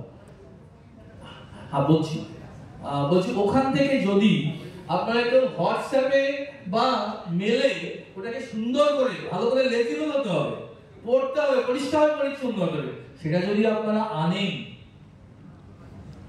তাহলে সেটাও কিন্তু গভর্নমেন্ট অফ ইন্ডিয়ার অর্ডার, সেটা অ্যাকসেপ্ট করা হবে। বলুন তার কি চাই, আর কি চাই আমাদের আর কি চাই? আমাদের আর কিছু চাওয়ার দরকার নেই। সত্যি তো আমার কাছে অন্তত ডেইলি 10-20টা ফোন তো আসেই, অনেকেই কাকুতি মিনতি করে, আমি কি করে যাবো, 40 বছর আগে এসেছি, গ্রামই ভুলে গেছি। তখন আমরা বলি যে আমাদের আত্মীয়স্বজন যা আছে বলুন, আমরা ওখান থেকে অন্তত ছবি তুলে অন্তত পাঠাই, যাদের জমিটা বিক্রি হয়েছে সুন্দর গুছিয়ে, সেগুলো এখন আসতে শুরু করেছে। কিন্তু আপনাদের কাছে একটাই অনুরোধ, আমরা ভারতবর্ষের নাগরিক, দেশপ্রেমী, ভারতকে ভালোবাসি, শ্রদ্ধা করি, এবং সেই জন্য ভারতবর্ষের ইন্টারনাল সিকিউরিটিটাকেও আমাদের নজরে রাখতে হবে। এই সুযোগে কোনো ধরনের কোনো উগ্রপন্থী যেন ঢুকে না যায়, তার দায় কিন্তু আমাদেরকে নিতে হবে। আমাদের যেমন সুযোগ করে দিচ্ছে নাগরিকত্ব আমরা সুন্দর করে, কিন্তু এর ফাঁক দিয়ে যাতে কোনো খারাপ ঘটনা না ঘটে, ভারতবাসী হিসাবে, দেশপ্রেমিক হিসাবে সে দায়ও কিন্তু আমাদের নিতে হবে। আমাদের সতর্ক থাকতে হবে, এই সুযোগ বুঝে যেন কেউ মিসইউজ না করে, সেটা একটা কথা। তো বাংলাদেশের ডকুমেন্টের সমস্যা অলমোস্ট 90% সলভ, অলমোস্ট 90% সলভ। 10% আছে যা জানেই না কোথায় বাড়ি ছিল, শুনেছি কোথায় নোয়াখালী বাড়ি ছিল, এরকম বলছেন, অনেকে বলছেন, কষ্ট হয় শুনে। তিনি কি করে আনবেন? তাদের জন্য আমাদেরকে সংঘবদ্ধ হয়ে সেরকম অ্যাপ্লিক্যান্ট জোগাড় করে এমএইচ কে পাঠাতে হবে, হোম ডিপার্টমেন্টে পাঠাতে হবে, যে এরকম আমাদের কাছে 1 লক্ষ 5 লক্ষ মানুষ আছে আমার ভাই, তাদের পক্ষে সত্যি আনা সম্ভব নয়, তাদেরকে স্পেশালি কনসিডার করুন। কোন প্রসিডিউরে কনসিডার করবেন? উদ্বাস্তু, এটা তো মিথ্যে নয়। তাহলে শুধু ডকুমেন্টের জন্য সারা জীবন যে সাফার করবে সেটা হতে পারে না, তার জন্য আলাদা মেকানিজম তৈরি করুন, সেই মেকানিজম করে তাকে নাগরিকত্ব দিতে হবে। এটা আমাদেরকে এই দাবি এই মঞ্চ থেকে আমাদের করতেই হবে। এবং মনে রাখতে হবে, ভারতের ইন্টারনাল সিকিউরিটিকে কোনোভাবেই কম্প্রোমাইজ করে নয়। আমার স্বার্থের দিকে শুধু তাকালে হবে না, আমাদের স্বার্থটা তো তাকাবো, দেশকেও ভালো, দেশের সুরক্ষার দিকেও তাকাবো। তা নাহলে কিন্তু একদিন এখান থেকেও ডিসপ্লেসড হয়ে যাবো। রাজনৈতিক কথা এখন ওদিকে যাবো না, ডিসপ্লেস হওয়ার জায়গায় কেমন যাচ্ছি আমরা। তাহলে বাংলাদেশের কাগজ, ইন্ডিয়ার, ভারতবর্ষের কাগজের কোনো সমস্যা নেই আমাদের কাগজ, আশা করি, তাই তো? ভারতবর্ষের কাগজের আমাদের আর কোনো সমস্যা নেই। আর ধর্মীয় সার্টিফিকেট, স্যার বললেন এফিডেভিট, ওটা কোনো বিষয় না, কোর্টে গেলেই ওটা পাওয়া যাবে। আর স্যার খুব একটা ভালো জিনিস ইন্ডিকেট দেখেন, কতটা উনি মনোবী, আমাদের এই অ্যাপ্লিক্যান্টকে ওনাকে মানে ফিরিয়ে দিতে, রিসিডিউল করতে ওনার খুব বিবেকে লাগছে। এটা মানবিকতার পরিচয়। উনি বলছেন যে আপনারা এমন ভাবে অ্যাপ্লিকেশন করুন, সত্যিই তো বাংলাদেশ থেকে আসার সময় ভয়ে এবং নেতার কাছে গিয়ে বলেছে, দাদা রেশন কার্ড কোথায়, তোর নাম কিটা বল। আমার নাম লিটন বিশ্বাস বা লিটন কুমার বিশ্বাস বলেছে, ও তার খেয়াল নেই, ও লিটন বিশ্বাস করে একটা সার্টিফিকেট দিয়ে দিয়েছে, কিন্তু বাংলাদেশে আমার লিটন কুমার বিশ্বাস রয়েছে। এটাও কিন্তু হামেশা করছে, বলছো তো। সেই জন্য স্যার বললেন, এই যে সামান্য সামান্য যে গ্যাপ গুলো আছে, তো আইনের পরিভাষায় সামান্য না, ওগুলো মেকআপ করতে হবে। আপনারা ফার্স্ট ক্লাস জুডিশিয়াল ম্যাজিস্ট্রেটকে এফিডেভিট করবেন, পেপারে অ্যাড দেবেন, কারণ এই সার্টিফিকেটটা কিন্তু আমার যত সার্টিফিকেট আছে সবার থেকে বেশি ওয়েটেজ আছে, তার জন্য এটা খুব সিরিয়াসলি নেবেন। তাহলে এই কাজটা আমরা করতেই পারি কিনা? আর তার জন্য যা হেল্প লাগবে আমাদের কাছে যদি আসুন বিনা পয়সায়, কিন্তু জানেন আপনারা আমাদের কোনো পয়সা লাগে না, বিনা পয়সায় হেল্প করবেন 24 ঘন্টা, কোনো পয়সার কোনো ব্যাপারই নেই। কারণ আপনাকে হেল্প করে আমার মনে হয় আমার যেখানে জন্ম, মাতৃভূমির কাছে আমি কিছু একটা ঋণ শোধ করার চেষ্টা করছি, মাত্র করতে পারি না। আমাদের প্রতিটা সদস্য, আরো আছে যাদের আমাদের এখানে আনার সময় সুযোগ হয়নি, প্রতিটা সদস্যই ডেডিকেটেড। কালকে রাত 12টা পর্যন্ত ছেলেগুলি চাকরি করে, সেই 6:30 7টার সময় চাকরির স্থল থেকে সরাসরি আমাদের বাড়িতে এসে পিপিটি তৈরি করেছে। বেশ কয়েকজন আমাদের হৃদয়ের টান, মাতৃভূমির প্রতি তাদের টান, সেই জন্য করেছে। আপনারা কাইন্ডলি আপনারাও এগিয়ে আসবেন, আপনারা যখন নিজের জন্য করবেন, অন্যকে হেল্প করবেন। যাকে সামনে চলে যাই। আর ক্যারেক্টার সার্টিফিকেট যেগুলো আছে এগুলো কোনো ব্যাপার না, একটা ফর্মালিটিস। কারণ ন্যাচারালাইজেশন হিসাবে সিটিজেনশিপ পেতে গেলে তার প্রাথমিক শর্ত ভারতীয় একটা ভাষা জানতে হয়। আমি যে আমার ক্যারেক্টার যে ভালো, মানে ক্যান্ডিডেটের, অ্যাপ্লিক্যান্টের একটা ক্যারেক্টার সার্টিফিকেট নিতে হয়। এটা আজকে নয়, 55 সালের নিয়ম। তাহলে ন্যাচারালাইজেশন মাধ্যমে নিতে গেলে ওইগুলো একটা এভিডেভিট করে দিতে হয়। আমরা সব বিরক্ত হই, আমরা সব ব্যক্তিগত স্তরে বলি এটা কেন, আরে বাবা নাগরিকত্ব সার্টিফিকেট, এর তো একটা ওয়েটেজ আছে। আমাদের নাগরিকত্ব অ্যাক্টেই লেখা আছে যে এই একজন ক্যারেক্টার সার্টিফিকেট লাগে, ভারতীয় ভাষা জানতে হবে। স্যার বোধহয় দেখবেন আপনাদের শপথ বাক্য পাঠ করান যখন শেষ হয়ে যায়, ওখানে যে শপথ বাক্য পাঠ, ভারতীয় নাগরিক হচ্ছি আমি, ভারতের সমস্ত সংবিধান এবং সমস্ত কিছুর প্রতি আমার দায়বদ্ধতা আছে, সেটা করতে হয়, এটা নিয়ম, এটা করতে হবে। তো নেক্সট হচ্ছে ডকুমেন্টগুলো শিডিউল অন কি দেখি দেবে, কি কাগজ লাগবে, একবার কাগজ লাগবে দেখবেন কি কি লাগবে, ঠিক আছে চলে যাও শিডিউল অন সি যাও না, অন এ তে চলে যাও, অন ওই এটা আছে না কি কি ডকুমেন্ট লাগবে হ্যাঁ না দরকার নেই, ওটা নমিনাল ব্যাপার। আচ্ছা এটা রুল দেখুন, একটা ফর্ম দেখে আমরা নিয়ে দিয়েছি শিডিউল অন এ, অর্থাৎ বাংলাদেশের কাগজটাকে আমরা অন এ কাগজ বলছি, এটুকু বোঝা গেছে তো, এটা অন এ বোঝা লাগবে, বাংলাদেশ মানে অন এ, অন এ কাগজ লাগবে। অন এতে কি কি লাগবে, আসলে যে কোনো একটা হলেই হলো, মানে এক জায়গায় লেখা আছে এনিয়াদার মানে যে কোনো কিছু। বাংলাদেশের সরকার, সরকার বলতে কিন্তু শুধু গভর্নমেন্ট বোঝায় না, কিন্তু স্কুল কলেজ মানে স্বশাসিত সংস্থা, পৌরসভা, যত এগুলো তো গভর্নমেন্টের মধ্যেই পড়ে, আইনি ভাষা বলছি। যে কোনো একটা সিল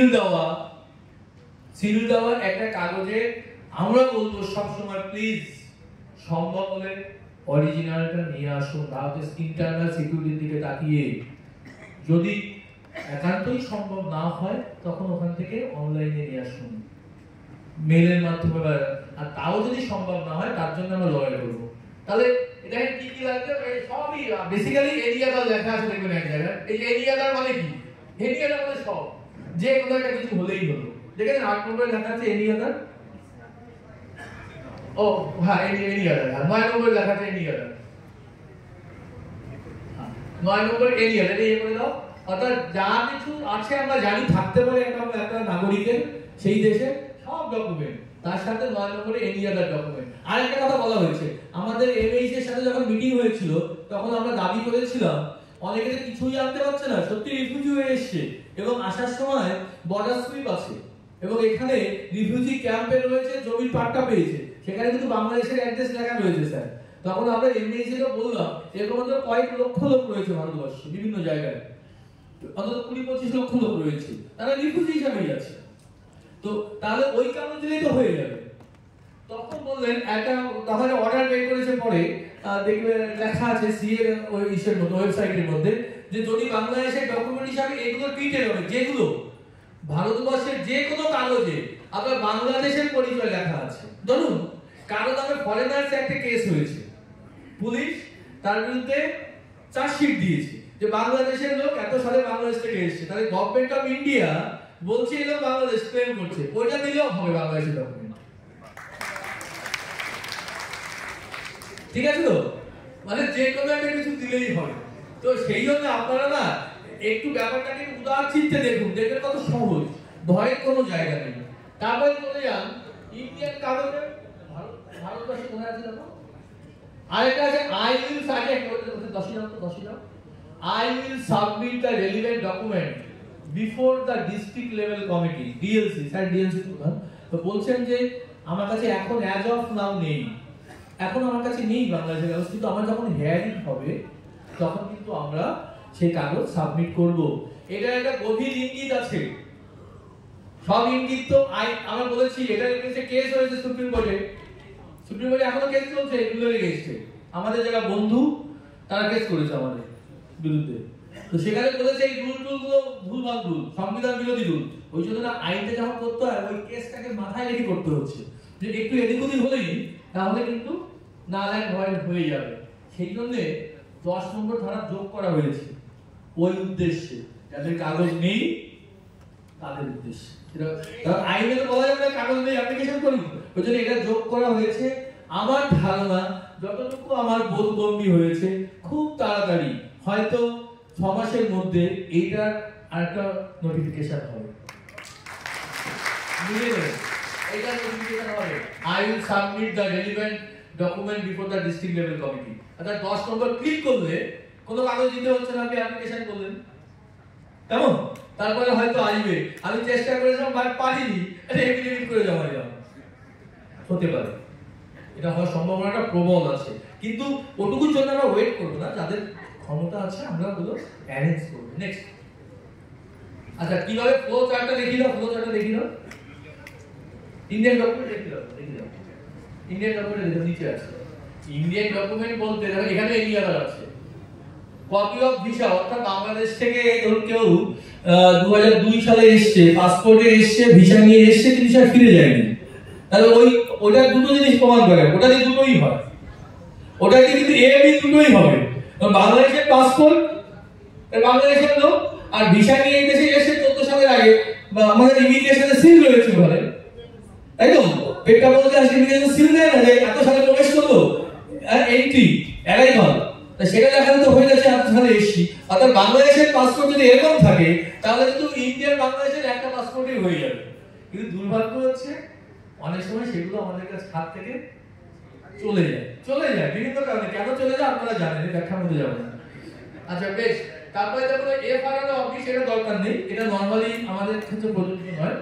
নেক্সট হচ্ছে স্লিপ ইস্যুড বাই সেন্সাস, অর্থাৎ জনগণনার সময় যে স্লিপ দিয়ে থাকে সেটা, গভর্নমেন্টের কোনো licence, driving licence, Aadhaar card আছে, ঠিক আছে, আধার কার্ড, ড্রাইভিং লাইসেন্স ইত্যাদি, কোনো পারমিট, রেশন কার্ড, এখন রেশন কার্ডকে আলাদা করে স্পেসিফিক করা আছে। Any letter issued by government court, ওই একটা বললো না কোর্টের কথা, হ্যাঁ, সেই কোর্ট থেকে যদি কোনো ডায়েরি চিঠি, বার্থ সার্টিফিকেট, এটা একটা এক্সেপশনাল সিচুয়েশন, এটা পরে একদিন ডিটেইল আলোচনা করব সময় পেলে। নেক্সট ল্যান্ড, জমির দলিল, প্যান কার্ড ইত্যাদি। প্যান কার্ডের সমস্যা আছে আমাদের, দেখবেন প্রথম দিকে প্যান কার্ডে কিছু ডেট আছে, ডেট অফ ইস্যু আছে, কিন্তু প্যান কার্ডে ডেট অফ ইস্যু নেই। স্যারকে আমি একটু বলবো এটা নিয়ে স্যারের কি ভাবনা। তাহলে প্যান কার্ড করা আছে স্যার ধরুন 1995 সালে, প্যান কার্ডে পাশে 10/10/1995 এইভাবে শুধু লেখা আছে, ওটা ডেট অফ ইস্যু। তো যদি ইন্টারনেট থেকে ডাউনলোড করে, ওখানে ইন্টারনেট থেকে ডাউনলোড করলে ডেট অফ ডিসপাস লেখা থাকে, ওটা যদি আপনারা অ্যাকসেপ্ট করেন তাহলে কিন্তু প্যান কার্ডটা ব্যবহার করতে পারবেন। আর ডেট অফ ইস্যু, যেহেতু ডেট অফ ইস্যু করে লেখা নেই, কিন্তু ডেট অফ ইস্যু লেখা আছে স্যার, ওটা আছে লেখা, কিন্তু ডেট অফ ইস্যু এই শব্দবন্ধ লেখা নেই, না কিন্তু ডেট অফ ইস্যুটা আছে, কিছু প্যান কার্ডে আছে। হ্যাঁ স্যার, ওটা যদি আপনারা অ্যাকসেপ্ট করেন তাহলে অনেকের সুবিধা হয়। হ্যাঁ স্যার, একদম অ্যাকসেপ্ট করে তাহলে ভালো হবে, ঠিক। তাহলে প্যান কার্ড হলো, তারপরে হ্যাঁ একটা হাততালি দাও স্যার, দেখে কত। আচ্ছা, এনি আদার ডকুমেন্ট, বারবার বলছি এনি আদার মানে কি? অল, তাই তো? আমরা তো একটু লেখাপড়া শিখেছি, এনি আদার মানে যা কিছু, যে একটা ডকুমেন্ট হলেই হলো। ওই জন্য আমি বলি কি এত পড়ার দরকার নেই, আপনার ভারত সরকারের school, college, post office, bank ইত্যাদি ইত্যাদি যা কিছু সিল থাকলেই হলো সরকারের, এবং ডেট থাকতে হবে তাতে বোঝা যায় এনি আদার ডকুমেন্ট। তারপর তো দেখুন সবই আছে। Certificate issued by an elected member, 11 নম্বরটা very very important. Certificate issued by an elected member of the rural or urban body or officer thereof or a revenue officer. Sir, elected member মানে MLA, MP. বাহ ভাই, হাততালি দাও ভাই, sir প্রথমে accept করলেন, অসাধারণ। দেখেন পজিটিভিটি থাকলে কোথায় যাওয়া যায়, কিন্তু দিতে হতে হবে। যখন আপনি সার্টিফিকেট দেখেন, যখন আপনি ধরুন আপনি এসেছেন 10 সালের এমএলএ যিনি ছিলেন তাকে তো সার্টিফিকেট দিতে হবে। 10 সালে যদি পঞ্চায়েত প্রধান ছিলেন তাকে এখন পঞ্চায়েত প্রধান দিলে কিন্তু হবে না। আমি কি বোঝাতে পেরেছি? অর্থাৎ ওই সময়কার যিনি প্রধান ছিলেন, পঞ্চায়েত মেম্বার ছিলেন, মিউনিসিপ্যালিটি কাউন্সিলর ছিলেন, তাকে দিয়ে দিতে হবে সেই সময়ে। এখনকার ডেট দিলে কিন্তু হবে না, এটা মনে রাখতে হবে, সেই সময় দিতে হবে যাকে। আচ্ছা বেশ, না আইনটাকে তো আমাদের দ্বারা বাঁচাতে হবে, তো আমরা এখান থেকে একটু নিশ্চিত হবো, কাল ওটা বন্ধ হয়ে যাবে, সুপ্রিম কোর্টে স্থগিত দিয়ে দেবে। Next insurance policy, electricity bill চলে যাবে, তাড়াতাড়ি যাও। Court tribunal order, document showing employee EPF থাকে, পেনশন থাকে, স্কুল লিভিং সার্টিফিকেট, অর্থাৎ আমরা যারা স্কুলে চাকরি করি আমরা জানি ছেলেমেয়েরা স্কুল লিভিং করলে স্কুল লিভিং দিয়ে দিই, সেটা দিলেও হবে। স্যার আরেকটা কথা, স্যার ধরুন একজন ব্যক্তি সে 80 সালে 8 পাস করেছে, এবং স্বাভাবিক কেন 80 সালের পুরনো কাগজ তো থাকার কথা না, কিন্তু সার্টিফিকেট দিচ্ছে যে 80 সালে 4 পাস করেছে এখান থেকে, কিন্তু ডেট অফ ইস্যু তো স্যার এখনকার ডেটেই হবে, ওটা কি অ্যাকসেপ্ট করা যাবে? আপনি যদি স্যার এমএস এর সাথে এমএস নয়, ওই কৌশিক স্যার যিনি আছেন আমাদের মানে সেন্সাসে, ওনার সাথে যদি কথা বলেন আপনি, আমরাও কথা বলবো, মানে আপনার থ্রু দিয়ে গেলে কি হবে, প্রপার চ্যানেল হবে স্যার, কথা বলতে বলবেন। ঘটনা তো পুরনো ঘটনা, 80 সালে পড়েছে, আর 80 সালে সার্টিফিকেট সবসময় থাকে না, 8 প্লাস লাগেও না সেই সময়, ওটা বলছে ওরা স্যার, কিন্তু ওটা কিন্তু মানে অ্যাজ পার রুল কিন্তু ঠিক না, মানে ঘটনাটা কত সালে সেটাই দেখার বিষয়। স্যার আপনি কথা বলবেন, আমাদের তরফ থেকে আমরা চেষ্টা করবো ওনাদের সঙ্গে কথা বলা, ঠিক আছে? School living certificate, academic certificate ইত্যাদি ইত্যাদি, ঠিক আছে? বোঝা গেছে তো? তাহলে কি কি ডকুমেন্ট লাগবে? এনি আদার বুঝতে হবে। হ্যাঁ, আচ্ছা নেক্সট ম্যারেজ সার্টিফিকেট হলো হবে, ম্যারেজ সার্টিফিকেট হলো হবে। নেক্সট চলে যাও। হ্যাঁ শেষ করে দেবো, একটু শেষ করে দেবো। নেক্সট চলে যাও। আচ্ছা এবার এটা নিয়ে আমার মনে হয় আমার তরফ থেকে যে প্রচেষ্টা আপনাদেরকে বোঝানো সিটিজেনশিপ অ্যামেন্ডমেন্ট অ্যাক্ট নিয়ে এবং অ্যাপ্লিকেশন করার নিয়ে, সাহস সঞ্চয়, ভীতু মানুষ কখনোই, ভীতু জাতি কখনোই এস্টাবলিশ হতে পারে না। আমাদের সাহসী হতে হবে, আমাদের সাহসী হতে হবে। যারা বলে না যে আমি তো এই দেশেরই নাগরিক, সত্যি তো এই দেশের নাগরিক, ঐতিহাসিকভাবে রাজনৈতিকভাবে সেটা সত্যি কথা, কিন্তু আইনটাকে মান্যতা দিয়ে আমাদেরকে এই জায়গাটা আসতে হবে, এইটুকু আমাদের বুঝতে হবে। আমার মনে হয়েছে তাই, আমরা তো কিন্তু সারা জীবনই ওই সংগ্রাম করেই যেতে হবে। নেক্সট আমরা এবার যেটা যাবো, এটা দেখে নেবেন, আমি কিছু নয়, দুই ধরনের সার্টিফিকেট হয়, আবার চলে গেছে দাও। একটা হচ্ছে দেখবেন অ্যাপ্লিকেশন যারা করবেন, অ্যাপ্লিকেশনে 99% অ্যাপ্লিকেশন হবে হচ্ছে 8A। স্যার আমি ভুল বললে স্যার আমাকে কারেকশন করে দেবেন। স্যার আমি একটু বলছি, আমি ভুল বললে আপনি কারেকশন করে দেবেন। 8A ফর্ম হচ্ছে 90% ক্ষেত্রে ন্যাচারালাইজেশন। 8A ফর্ম স্যার আমি যেটা অ্যাপ্লিকেশন করা হয়, অ্যাপ্লিকেশনে দুটো ফর্ম দেখবেন প্রায় যায় স্যার, 8A আর 3A, যার husband person who is married to a citizen of India, তার ক্ষেত্রে ফর্মটা বদলে গিয়ে 3A হবে। আর যে একেবারেই সবকিছুই বাংলাদেশে, তার ক্ষেত্রে 8A ফর্ম হবে স্যার। এই যে 8A ফর্ম, না না 8A আছে, এটা 8A আছে, এটা 8A আছে, 8A 5 6 7 8A ফর্ম। 7টা সিরিয়াল দাদা, এই ফর্ম নাম্বার 8A প্রমাণে লেখা, ফর্ম নাম্বারটা 8A। এই দুই ধরনের হয়, নরমালি আমাদের বাকিগুলো হয় না, আমাদের ফর্মের কমিশন আছে তাও আপনারা করবেন। নেক্সট চলে যাও। আচ্ছা এই প্রসঙ্গে একটা কথা বলি, এই নাগরিকত্ব সার্টিফিকেটে কতটা গুরুত্ব আমাদের এসে চলে যাবে না, এসআইআর চলে যাবে, একসাথে শেষ করে দিতে হবে। নাগরিকত্ব ইস্যুতে দেখবেন এসআইআর চলে যাবে। আমাদের এখন খুব প্রচলিত SIR, special intensive revision of what, voter list, তাই তো? কোথায় চলছে আমাদের? বিহারে। আমাদের সামনে শুরু হবে। আপনি চান না চান, কেন্দ্রে কে সরকার থাকলো না থাকলো, এসআইআর একটা ন্যাচারাল প্রক্রিয়া। এটা ভারতবর্ষের প্রথম ইলেকশন যবে থেকে হয়েছিল তখন থেকে ফ্রিকুয়েন্টলি মাঝে মাঝে এসআইআর হয়। এটা একটা ন্যাচারাল প্রক্রিয়া, এটা কিন্তু কোনো সরকার কোনো ইচ্ছে এগুলোর উপর ডিপেন্ড করে না। তাহলে 2003 সালে কেন ওখানে হয়েছিল, তার আগে কেন 1961 সালে একবার হয়েছিল, এটা পরপর কিন্তু হয়েছিল। দেখাও তো এসআইআর দেখো কতবার এসআইআর হয়েছে ভারতবর্ষে, চলে যান। এসআইআর কতবার হয়েছে? হ্যাঁ এটা স্বাভাবিক প্রক্রিয়া, জন্ম মৃত্যু যখন প্রক্রিয়া, এসআইআর একটা প্রক্রিয়া, স্বাভাবিক প্রক্রিয়া। চলে যান। কোথায় যাচ্ছে এটা? হ্যাঁ আরে এসআইআর একটা ডকুমেন্ট দিলাম না তোমাকে আমি, হ্যাঁ দেখবে আমি বলে দিচ্ছি। আচ্ছা আমি বলে দিচ্ছি এসআইআর কি হবে, আমাদের এই নাগরিকত্ব সার্টিফিকেটের কতটা গুরুত্ব। ফর্ম সিতে চলে যাও, এই ফর্ম সি আর ডিতে চলে যাও, যা পরে দেখিয়ে দিচ্ছি ওরা খুঁজে, মানে এটা খুব সংক্ষেপে বলে দিচ্ছি। দেখুন এই যে ফর্ম ইনঅমিনেশন ফর্ম অ্যানেক্সার সি দেখেছেন তো, ওই বিহারে বাড়ি গিয়ে গিয়ে একটা একটা করে দিচ্ছে। তাহলে কার কি করণীয় সেটা বোঝার ব্যাপার আছে। ধরুন যার ওই আমরা সিটিজেনশিপ অ্যাক্ট বাই বার্থ একটু আগে আলোচনা করেছি তো প্রায় 40 মিনিট আগে, একদম হুবহু তাই লেখা আছে এখানে দেখেন। Declaration, I hereby declare that to the best of my knowledge and belief, I am above. আমরা জানি যে ভোটার লিস্টে নাম তুলতে গেলে 18 বছর বয়স হতে হয়, ভারতের নাগরিক হতে হয়।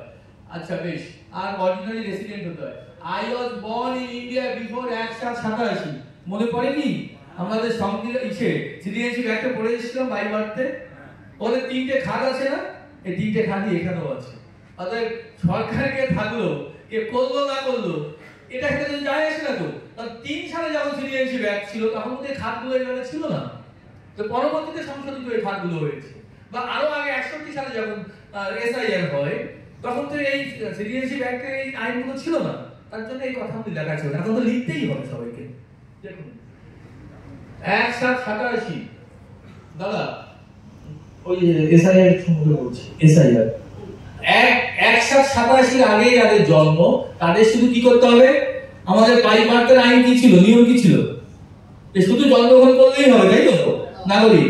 সেই জন্য 1787 লিখে দিয়েছে আগে যাদের জন্ম তাদের আর কিছু লাগবে না, তার নিজের জন্মের প্রমাণ দিলে হবে। কারণ আমাদের নাগরিকত্ব আইনে তাই বলেছে তো 55 সালে, সেই জন্য এটা লিখতে ওরা বাধ্য, যে যতই গল্প করুক এটা ওটা আপনাকে আইন অনুযায়ী লিখতে হবে তাকে। তারপরে 2 নম্বরে যে কোনো একটা টিক দিতে হবে। I was born in India 1787 থেকে 12/4, তাহলে তাহলে এই যে মাঝখানে সেকেন্ড স্টেপ ওটা আমরা কোথায় দেখেছি, নাগরিকত্ব আইনে দেখেছি। তাহলে তার ক্ষেত্রে কি লাগবে, বাবা অথবা মায়ের যে কোনো একজনের, এটা কোথায় লেখা আছে, নাগরিকত্ব আইনে লেখা আছে। তারপর এটা কি আছে, I was born in India after 2/12/2004, যে কোনো একটা টিক দিতে হবে আপনি যে ক্যাটাগরির মধ্যে পড়েন। তাহলে সেই কাগজগুলি আপনাকে কি কি প্রমাণ আছে অ্যানেক্সারে তার মধ্যে একটা দিতে হবে। আমি ওটার মধ্যে যত সময় পেলে ঢুকবো, চলে যান, আরো অপশন আছে, যান চলে যান অপশন দাও। আচ্ছা দেখুন, I have acquired Indian citizenship by registration or naturalisation, এটা আছে certificate of registration of citizenship. বুঝতে পেরেছেন? সিটিজেনশিপ সার্টিফিকেট হয়ে গেলে কি কিছু লাগবে, শুধু ওইটা টিক দেবেন, সার্টিফিকেটটা দেবেন। তো এই সুযোগ তো হাতছাড়া করে, কোনো পাগলও করে, কেউ করে না। অতএব ওই সমস্ত ঝুট ঝামেলার মধ্যে যাবোই না আমরা, লিখতে বাড়িয়ে গল্প টল্প কাগজপত্র বানানো অনেক ঝামেলা। সত্যি কথা বলে সার্টিফিকেট দেবো, একটা জেরক্স কপি দিয়ে দেবো, ভোটার লিস্টে নাম উঠতে 100%। এই জন্য খুব দ্রুত আমাদেরকে যারা এলিজিবল তারা অ্যাপ্লিকেশন করবেন এবং সঙ্গে সঙ্গে এইটা টিক দিয়ে দেবেন, এটা টিক দেবেন, কোথায় আছে এই যে এটা টিক দেবেন, এটা টিক দেবেন, সার্টিফিকেটের জেরক্সটা লাগিয়ে দেবেন। ঠিক আছে, আমি জাস্ট এসআইআরটা দেখালাম। এসআইআর সম্পর্কে কিছু বলার ছিল কিন্তু এখন আমি হয়তো সময় পাচ্ছি না, আমাদের প্রশ্নোত্তর পর্ব যেতে হবে। নেক্সট চলে যাও, আরেকদিন বলবো, নেক্সট চলে যাও অন্য জায়গায়। ওটা হচ্ছে আমাদের একটা আইন হয়েছে, আমরা জানেন 25 সালে আমাদের তো ইস্যু ছিল, এটা 25 সালে ইমিগ্রেশন এন্ড ফরেনার্স অ্যাক্ট আইন হয়েছে। তো আপনারা শুনেছেন হয়েছে আইন, এটা শুনেছেন তো? এখানে কি মানুষ কি বলছে, ইউটিউবাররা পেপারে কি বলছে, মানুষ বলছে যে ওই যে আগে যে ফরেনার্স অ্যাক্ট ছিল সে বাতিল হয়ে গেছে। আগে যে ওটা বের করো, দেখো আমি বলি, আগে আমাদের স্বাধীনতার আগে ব্রিটিশ পার্লামেন্টের আইন চলছিল এই 25 সালের আগে পর্যন্ত। 1920 সাল আপনারা জানেন, 20 সালে যে আইন হতো ভারতবর্ষে যেটা ব্রিটিশ পার্লামেন্টে পাস করতে হতো, 20 সাল 39 সাল 46 সাল, এই তিনটে আইন ব্রিটিশের সময় ব্রিটিশদের প্রয়োজনে তৈরি হয়েছিল। এইটা ক্যারিয়ার্স লায়াবিলিটি, এটা 2000 সালের পরে হয়েছে। তো এই চারটি আইনকে একসঙ্গে করে যুগ উপযোগী করে একটা আইন করা হয়েছে 25 সালে। এই যেটা বলছে যে এটাতে আমাদের কত বিপদটা দেখছি, বিপদ তো আছেই, কতটা বিপদ দেখছি। তাহলে এই চারটি আইনকে একসঙ্গে করে ছোট্ট করে যুগ উপযোগী করে একটা আইন হয়েছে। কেন আইনটা হয়েছে?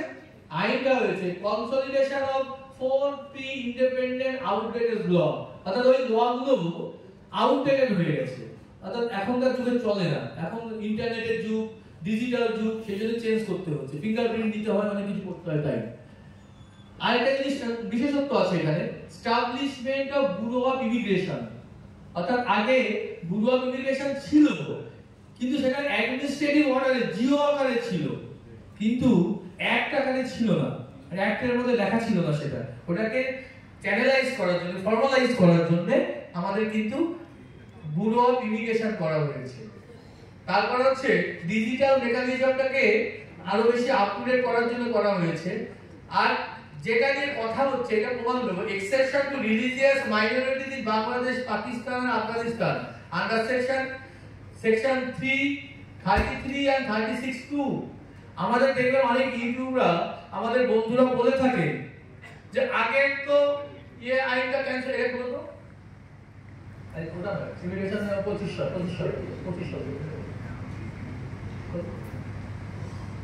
চলে যাক, আর পুরো আসুন, এই অত ঘুরে যাবো আর না স্যার নিচে আসো, নিচে আসো, নিচে আসো। নিচে আসো। আসো। দেখা যাচ্ছে না ভালো। দেখবে আমি বলি সুবিধা হবে, তুমি এটা বের করো, ওই আমি যে হাতে লেখা যে পিপিটিটা আছে বের করো। ওখানে লেখা আছে যে আমাদের থেকে ইউটিউবার বন্ধুরা বলে যে তাহলে আগের কাছে চারখানা অ্যাক্ট ছিল, পাসপোর্ট অ্যাক্ট থেকে আমাদের এক্সামশন দিয়েছিল না 15 সালে, জানি তো আমরা নাকি? তারপরে আবার ফরেনার্স অ্যাক্ট থেকে 46 সালের এক্সামশন দিয়েছিল হিন্দুদের বাংলাদেশে, তাই তো? আমাদের বন্ধুরা বলে, দেখবেন পেপারে ইউটিউবে বেশি বলে, তারা বলে কি তাহলে ওই অ্যাক্ট তো বাতিল হয়ে গেছে, তাহলে সাথে সাথে এক্সামশনও বাতিল হয়ে গেছে, তাই বলে তো? তাহলে নতুনটা সার্টিফিকেট পাবে না। এপ্রিল মাসের পরে তো 4 তারিখে পাস হয়েছে, এপ্রিলের 4 তারিখে পাস হয়েছে, তাহলে তো এক্সামশনও উঠে গেছে, আইনও বাতিল হয়ে গেছে, আইনের উপরে যে এক্সামশন ছিল সেটাও বাতিল হয়ে গেছে। এটা বলে তো, শুনেছেন আপনারা? কত বড় মিথ্যে কথা দেখুন, এইটা দেখুন। চলে যাও, হ্যাঁ এই যে এসে চলে যাও, অ্যাক্টে চলে যাও, অ্যাক্টে যাও, অ্যাক্টে গিয়ে কার তো ডকুমেন্টে চলে যাও। হ্যাঁ ফরেনার কার্ড 2025 সাল, 2025 এ যাও, 3 এ চলে যাও, 3 এ ধারা 3 সেকশন 3 এ চলে যাও। সেকশন 3 দেখেন, আবার হয়ে গেছে, করে দাও, চেক করো। সেকশন 3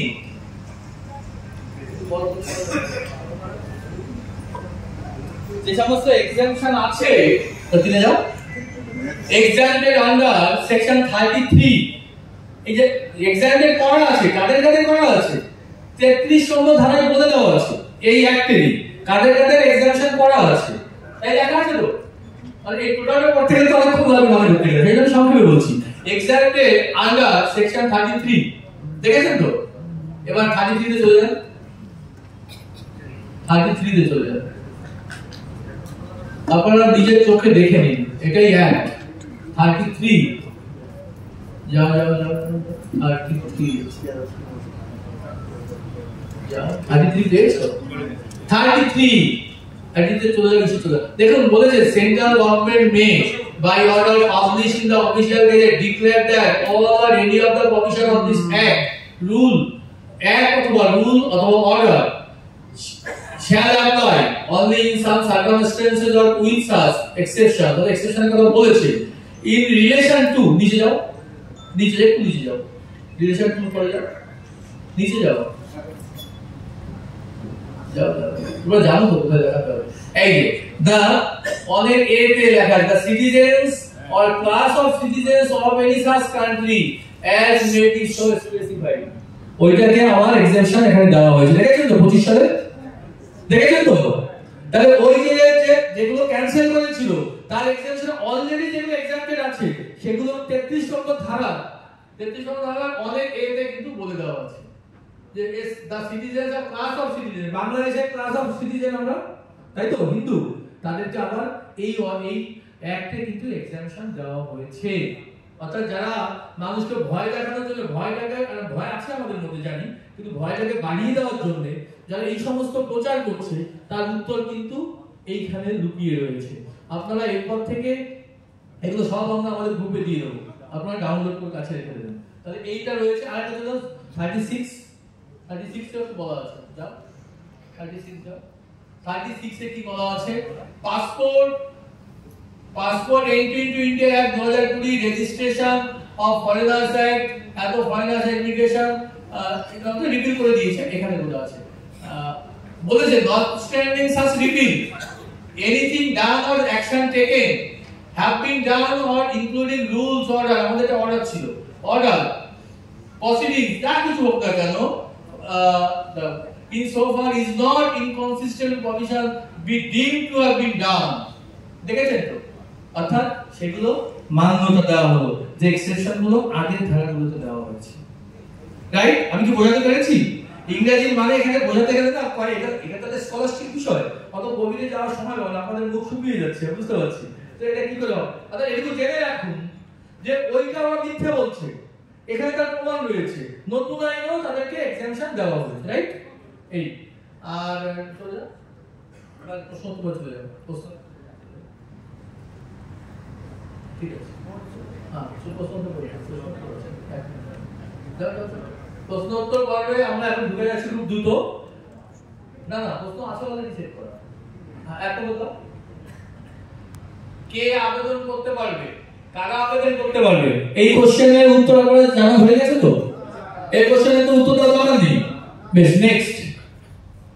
আমার ভোটার কার্ড, আধার কার্ড, পাসপোর্ট আছে, আমার কি আবেদন করতে হবে? এই প্রশ্নের উত্তর কি হয়ে গেছে? এই প্রশ্নের উত্তর ক্লিয়ার না? Clear clear clear. হ্যাঁ, না, এই প্রশ্নের উত্তর আমার মনে হয় 99% মানুষ বুঝে গেছে যে এগুলোর ভিত্তি কি। এগুলো থাকলেও আবেদন করা যাবে, সেটা লিখে দেওয়া আছে আইনে। বেশ, নেক্সট। আমার বাবা মা বাংলাদেশে থাকে, আমি কি ভারতীয় নাগরিকত্ব পাবো? আলবাত পাবেন। আপনার বাবা আমেরিকায় থাকতে পারে, বাংলাদেশ কেন, যে কোনো দেশের নাগরিক হতে পারেন। আপনি এখানে উদ্বাস্তু হয়ে এসেছেন, আপনি আমাদের একজন ব্যক্তি, অর্থাৎ আপনি অ্যাপ্লিকেশন করলে আপনিও সার্টিফিকেট পাবেন। আপনার বাবা মা কোন দেশের নাগরিক, তিনি এসে ন্যাচারালাইজেশনের জন্য সিএমপি দ্বারায়, তার সাথে কোনো রিলেশন নেই। পরিষ্কার বোঝা গেছে তো? পরিষ্কার বোঝা গেছে? বেশ, নেক্সট। আমি 14 সালের 31 ডিসেম্বরের পরে ভারতে এসেছি, আমি কি আবেদন করতে পারবো? উত্তর আপনাদের জানা, এখনো পর্যন্ত সেই ডেটটা বাড়ানো হয়নি, অর্থাৎ এখনো পর্যন্ত উত্তর না। নেক্সট। আমি বাবা মা সবাই বাংলাদেশ থেকে 14 সালের 31 ডিসেম্বরের আগে এসেছি, আমার বাবার নাগরিকত্ব পেলেই কি আমাদের সবার নাগরিক হয়ে যাব? এটার উত্তর কি? না। যার জন্ম বাংলাদেশে বা পাকিস্তানে তাকেই অ্যাপ্লিকেশন করতে হবে, প্রত্যেকটা ইন্ডিভিজুয়ালি আলাদা করে। যার জন্ম এখানে, ধরুন কথা বলছি, কারো 12 সালে এখানে জন্ম হলো, তার বাবা মা 10 সালে এসেছে, তার জন্ম যদি বাংলাদেশে এখানে হয়, বাবা মা 10 সালে এসে বাবা মা নাগরিকত্ব পেয়ে গেলে তার কিন্তু আর করতে হবে না, কারণ নাগরিকত্ব আইনে রয়েছে, তাই তো? 4 সালের পরে হলে কি করতে হবে? বাবা মার নাগরিকত্ব এবং নিজের জন্ম হতে হবে, দুটোই ফুলফিল করে গেল, বাবা মা তো আগে থেকে নাগরিকত্ব পেয়ে যাবে, অর্থাৎ তার করতে হবে না। যার জন্ম বাংলাদেশে বা পাকিস্তানে তাকে করতে হবে। নেক্সট প্রশ্ন। আমি সরকারি চাকরি করি, এটা করলে কি আমার চাকরি থাকবে তো? কি হবে, থাকবে না যাবে? খুব সুন্দর। তারপরে আজ সফল আমরা নাকি? হ্যাঁ, বেশ। তারপরে আমি পেনশন, বৃদ্ধ ভাতা, লক্ষ্মী ভান্ডার পাই, ইত্যাদি অনেক কোশ্চেন আছে আমাদের কাছে। লক্ষ্মী ভান্ডার চলে যাবে না তো? লক্ষ্মী ভান্ডার সাথে কোনো রিলেশনই নেই এটা, আমি নাগরিক তো সে অনেক আগে থেকেই। হ্যাঁ, পেনশন পেনশন কোনো কিছু কোনো রিলেশন নেই। হ্যাঁ, নেক্সট। আমার আবেদন বাতিল হলে আমায় কি গ্রেফতার করতে পারে? স্যারের উত্তরটা দিক।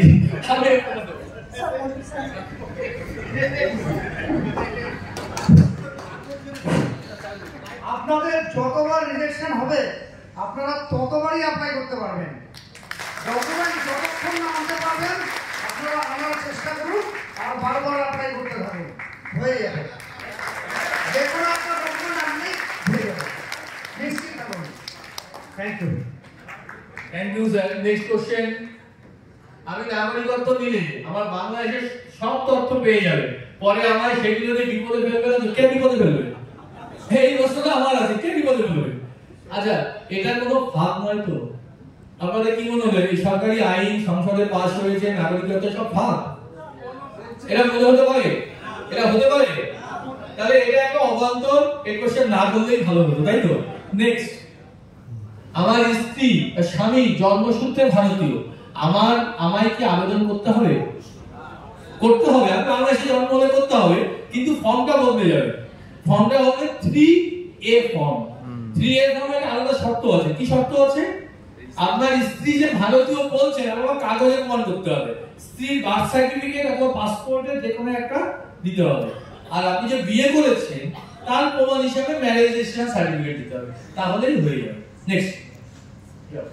আমার কাছে বাংলাদেশের কোনো ডকুমেন্ট নেই, জোগাড় করা অসম্ভব, আমি কি আবেদন করতে পারবো? আমরা দাবি রাখছি তাকে আবেদন করার সুযোগ দিতে হবে। এটা আমাদের বাঙালি ঐক্য মঞ্চের প্রাণ, মানে একদম আকুল আবেদন সরকারের কাছে। সেই জন্য আমরা যত সংখ্যায় বাড়বো আমরা বিভিন্ন ভাবে গিয়ে আদায় করার চেষ্টা করব। নেক্সট। আমি জন্মসূত্রে ভারতীয় বলে পাসপোর্ট করেছি, এটা করলে আমার কি পাসপোর্ট বাতিল হয়ে যাবে? একদমই না। এই প্রশ্নটা কিন্তু আমার মনে ঘুরছে, কারণ অনেক গল্প মনে যায়। আসলে ওই পাসপোর্টটা আমার কাছে খুব ভ্যালুয়েবল, তো সেই জন্য আমার তো সন্দেহ আসতে পারে। দেখুন, পাসপোর্ট অ্যাক্টে আছে আপনি place of birth, date of birth change করতে পারেন আইন অনুযায়ী। তো আপনি যখন এই সার্টিফিকেটটা পাবেন, তখন এই সার্টিফিকেটটা দিয়ে আপনি অ্যাপ্লাই করবেন যে আমার প্লেস অফ বার্থ চেঞ্জ হবে, তার জন্য কাকু কত টাকা ফি দিতে হয়? 1000 টাকা। তার জন্য 500 টাকা ফিস দিতে হয়। 500 টাকা ফিস দিয়ে সার্টিফিকেট অ্যাটাচ করে দিয়ে অ্যাপ্লিকেশন করবে, আপনার প্লেস অফ বার্থ চেঞ্জ হয়ে যাবে। কোথায় হবে? সিটিজেনশিপ সার্টিফিকেটে যেখানে প্লেস অফ বার্থ আছে সেটা হবে। নেক্সট, আবেদন করলে ধর্মীয় উৎপীড়নের প্রমাণ দিতে হবে। যদি দিতে পারেন দেবেন, না দিতে পারলে দেবেন না, আপনি এফিডেভিট করবেন। ওখানে বলা আছে আইনে, আমি হয়তো গভীরে যাচ্ছি না, ডিউ টু, ঠিক আছে, due to religious persecution, due to religious persecution or fear of religious persecution. ভয়টা তো প্রমাণ দেওয়া যায় না, ভেতরে আছে, তাই না? অতএব আইনটা এমন ভাবে করা হয়েছে যে রিলিজিয়াস পারসিকিউশন লিখতে তার প্রমাণ দিতে হবে, কিন্তু ফিয়ার অফ রিলিজিয়াস পারসিকিউশন যদি আপনি লিখি কারণ, তাহলে প্রমাণ দিতে হবে না। তাহলে আমরা কি লিখবো? ফিয়ার অফ, ধর্মীয় উৎপীড়নের ভয়ে চলে এসেছি, এটা আইনটা বাঁচানোর জন্য ফিয়ার অফ লিখে দেবো, তাহলে কোনো প্রমাণ দিতে হবে না। বেশ, নেক্সট, আমার কাছে অরিজিনাল ডকুমেন্ট নেই, ছবি বা জেরক্স আছে, আমি কি আবেদন করতে পারবো? স্যার বলে দিয়েছেন এর প্রশ্নের উত্তর এখন অবান্তর, স্যার বলে দিয়েছেন। নেক্সট, প্রশ্ন উত্তর পর্ব আপনারা তো এখানে শেষ। দুটো সার্টিফিকেটের দেখিয়ে দাও। প্রথমে 1 মিনিট, প্রথমে দুটো সার্টিফিকেট আছে দেখানো, মানে আপনারা তো অনেকে দেখেননি সার্টিফিকেট, আমরা এখানে পর্দায় দেখিয়ে দিই, ওই জন্য আপনাদের দেখানো যাবে। দেখানো যাবে না, দিয়ে দাও। আমাদের একজন আমাদের কর্মকর্তা, উনি এত আবেগতাড়িত হয়ে পড়েছেন, নিজের সার্টিফিকেট নিয়ে এসে বলছে এটা দেখিয়ে দাও। তো ওরা তো সবাই দেখতে পাবে না, এখানে আমরা দেখাচ্ছি। দাও সার্টিফিকেট দাও, আগে তুমি ন্যাচারালাইজেশন দাও, ন্যাচারালাইজেশন সার্টিফিকেট দাও, বড় করে দেখো না, ওভাবে দেখতে হবে না, বড় বড় সার্টিফিকেট অফ ন্যাচারালাইজেশন।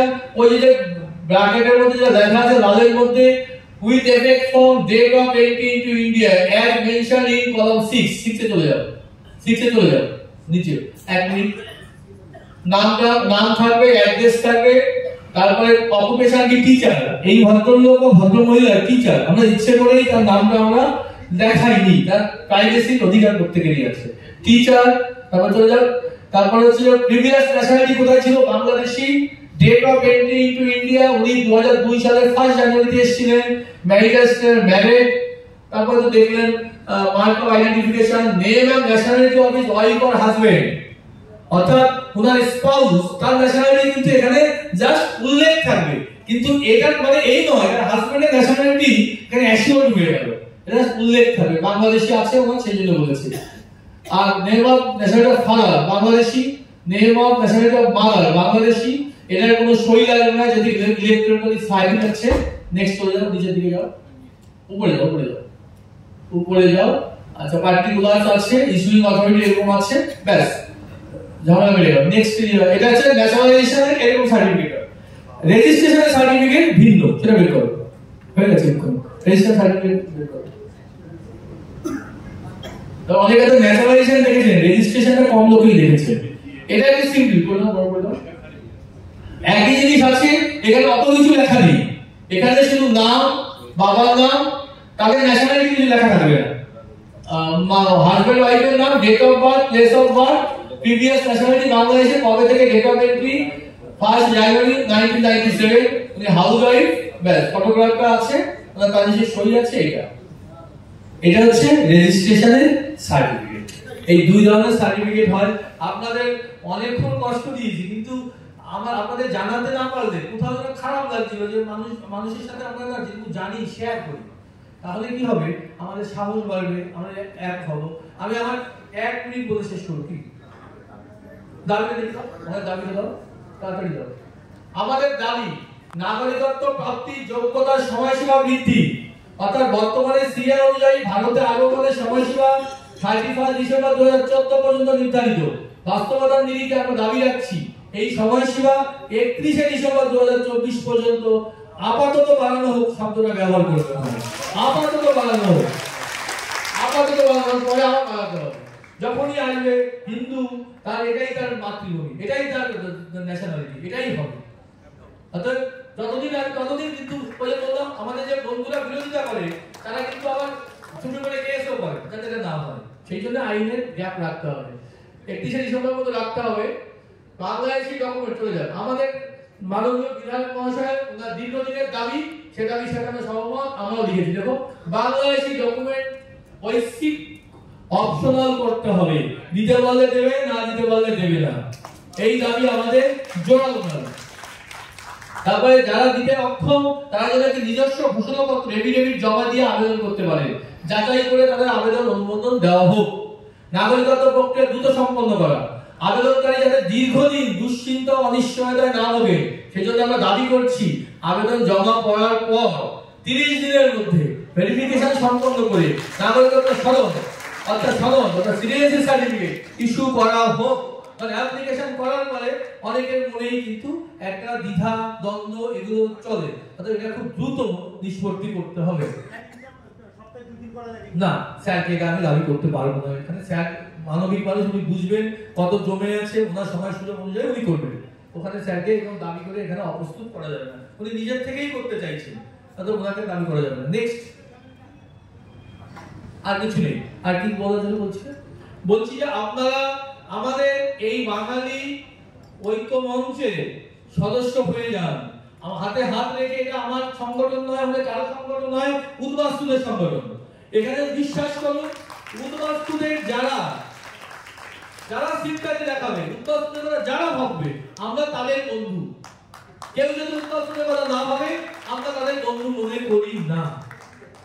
আপনারা আশা করি এই ভাবনার সাথে সহমত, আপনারা অ্যাক্টিভলি আমাদের সঙ্গে যুক্ত হন বা আমরা একসঙ্গে যুক্ত হই, একসঙ্গে পথ চলি।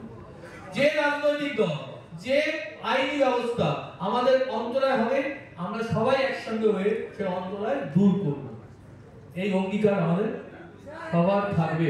আমাদের ইউটিউব চ্যানেল আছে, আপনারা ইউটিউব চ্যানেলে রীতিমতো সঠিক খবর পাবেন, কোনো ধরনের বানানো কিছু আমরা প্রমাণ সহ খবর পাবেন। ইউটিউব চ্যানেল আছে, ফেসবুক আছে, এগুলোতে আপনারা করবেন। এবার যদি আপনাদের কোনো কারো যদি জিজ্ঞাসা থাকে কাইন্ডলি হাত তুলবেন, আমাদেরকে দরকার আছে। বলছি আমাদের সময় 1 মিনিট, আমাদের কার কেমন জিজ্ঞাসা হাত তুলবেন দেখি একটু, তাহলে সেইভাবে সময় বাড়াবো। আজকে দিনে পুরো ভিডিও আপলোড করবো, শুনুন না, আমাদের গরিব মানুষ, এই 1 ঘন্টা যদি 2000 টাকা দিতে হবে, একটা দুটো স্যাম্পলের গুরুত্বপূর্ণ কোশ্চেন দেব। মাইক কই 1 মিনিট হলে আমাকে 2000 টাকা দিতে হবে। এক কথা নিও, ঠিক আছে ঠিক আছে, বল মানে মাইক দাও, মাইক দাও, হ্যাঁ মাইকটা কর, লাইটটা দিয়ে দিন, ওখান থেকে লাইট দিয়ে দিন, আরে একটা দিয়ে দাও, মাইকটা অন করুন। আপনারা বসুন, লাইট দিচ্ছে, বসুন আপনারা বসুন, লাইট দিয়ে দিন সঙ্গে। মাইকটা কোথায়? মাইক্রোফোনটা কই? কেটে দেবেন না দাদা, মাইক্রোফোনটা নিয়ে ওদের কাছ থেকে। আরে 1 মিনিট, কি না কোশ্চেন থাকতেই পারে। আচ্ছা ঠিক দাদা, আমাদের দেখুন আমাদের মাননীয় মেম্বাররা এখানে বসে বলছে স্যার মানে ওয়ান ওয়ে ট্রাফিক ভালো নয়, উপমুখী কথা কতটা আমরা কমিউনিকেট করতে পারলাম সেটা কিন্তু আপনাদের কাছে উত্তর করে জানলাম।